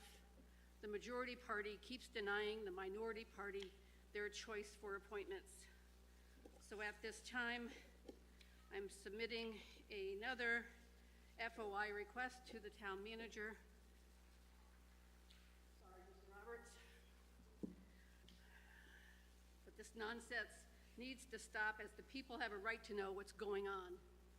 Because you don't like someone and you deny them during an agenda meeting to be appointed by the minority party. At the May 16th meeting, I asked the mayor and town manager to provide me in writing the rule where the mayor has the authority to not add an appointment by the minority party on the agenda. As of today, I have not received it. So I am once again asking that I be provided an answer to this question by the mayor and town manager. Again, where is the written rule that it is the mayor's discretion to deny minority appointments not to be placed on the agenda? I'm still waiting for the definition also of high standards that Councilor Evans keeps referring to from all town councilors. As I stated earlier, the council not following their own council rules is not high standards. During President Biden's inaugural address on January 20th, 2021, he spoke about unity. Here is one of his messages. We can treat each other with dignity and respect. We can join forces, stop the shouting, and lower the temperature. For without unity, there is no peace, only bitterness and fury. No progress, only exhausting outrage. No nation, only a state of chaos. During the November 8th, 2021 organizational meeting of this newly elected town council, the mayor talked about listening to our citizens. Her words are as follows. We have much to do, and I know that we can do it together, accomplishing this and so much more while maintaining transparency, listening to you, our citizens, and having respect for one another, even though we disagree. I still have not seen any of that yet.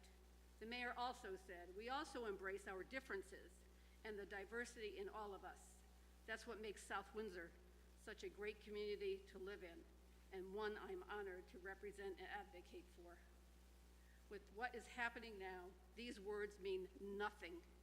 These words ring hollow. There is no unity here, only division. Enough is enough. And you need to start pointing, allowing the appointment of the minority party. And smile at you too. Thank you, Ms. Dolnicki. Is there anyone else that would like to speak this evening on any matter not on the agenda? Going twice, is there anyone else? Oh, yes, Ms. Jean, please.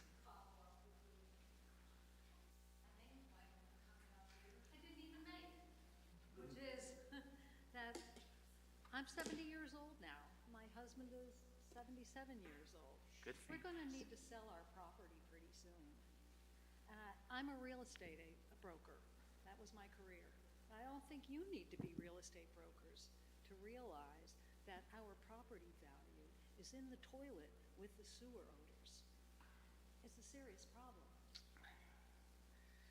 Also, my husband asked me to mention something that he forgot, which was that in the major renovation that happened, that finished in 2012, that was an expansion of the plant, which is what brought it right behind our house. We had a lovely meadow view, now we have a sewer plant view. But they kept the same biofilter after when they expanded that plant. Okay? Thank you very much. Moving on in the agenda, item 16, communications from the council. Is there any communications from the council? Not seeing any. Moving on to item 17, executive session. And we will be inviting, let me see, for item A, it will just be the town manager, please. Could Could I recommend that we do them in the opposite order? That way, Do it in opposite order, please. We will yeah, take B that way Mrs. first and Perry then and A. Mr. Roberts can go. Deputy Mayor King? Thank you, Madam Mayor. I move that we go into executive session, first to discuss item B, strategy and negotiations regarding the retention of all employees, and then proceed to discussion item A, a personnel matter, the town manager's performance evaluation. In regards to discussion item B, I assume that we're inviting the town manager, Michael Maniscalco, assistant town manager, Ms. Perry, and assistant town manager, Mr. Roberts, as well as the clerk of the council, Mr. Nolan. Not the clerk of the council, no. No? No. You're out. Sorry. But, Go ahead. but for discussion item A, it'll just be Mr. Maniscalco, the town manager. Is that there a correct? second? And any discussion? Not seeing any. All those in favor? Aye. Any opposed? Not seeing any. We will be adjourning from the executive session. Thank you, everyone. Stay safe.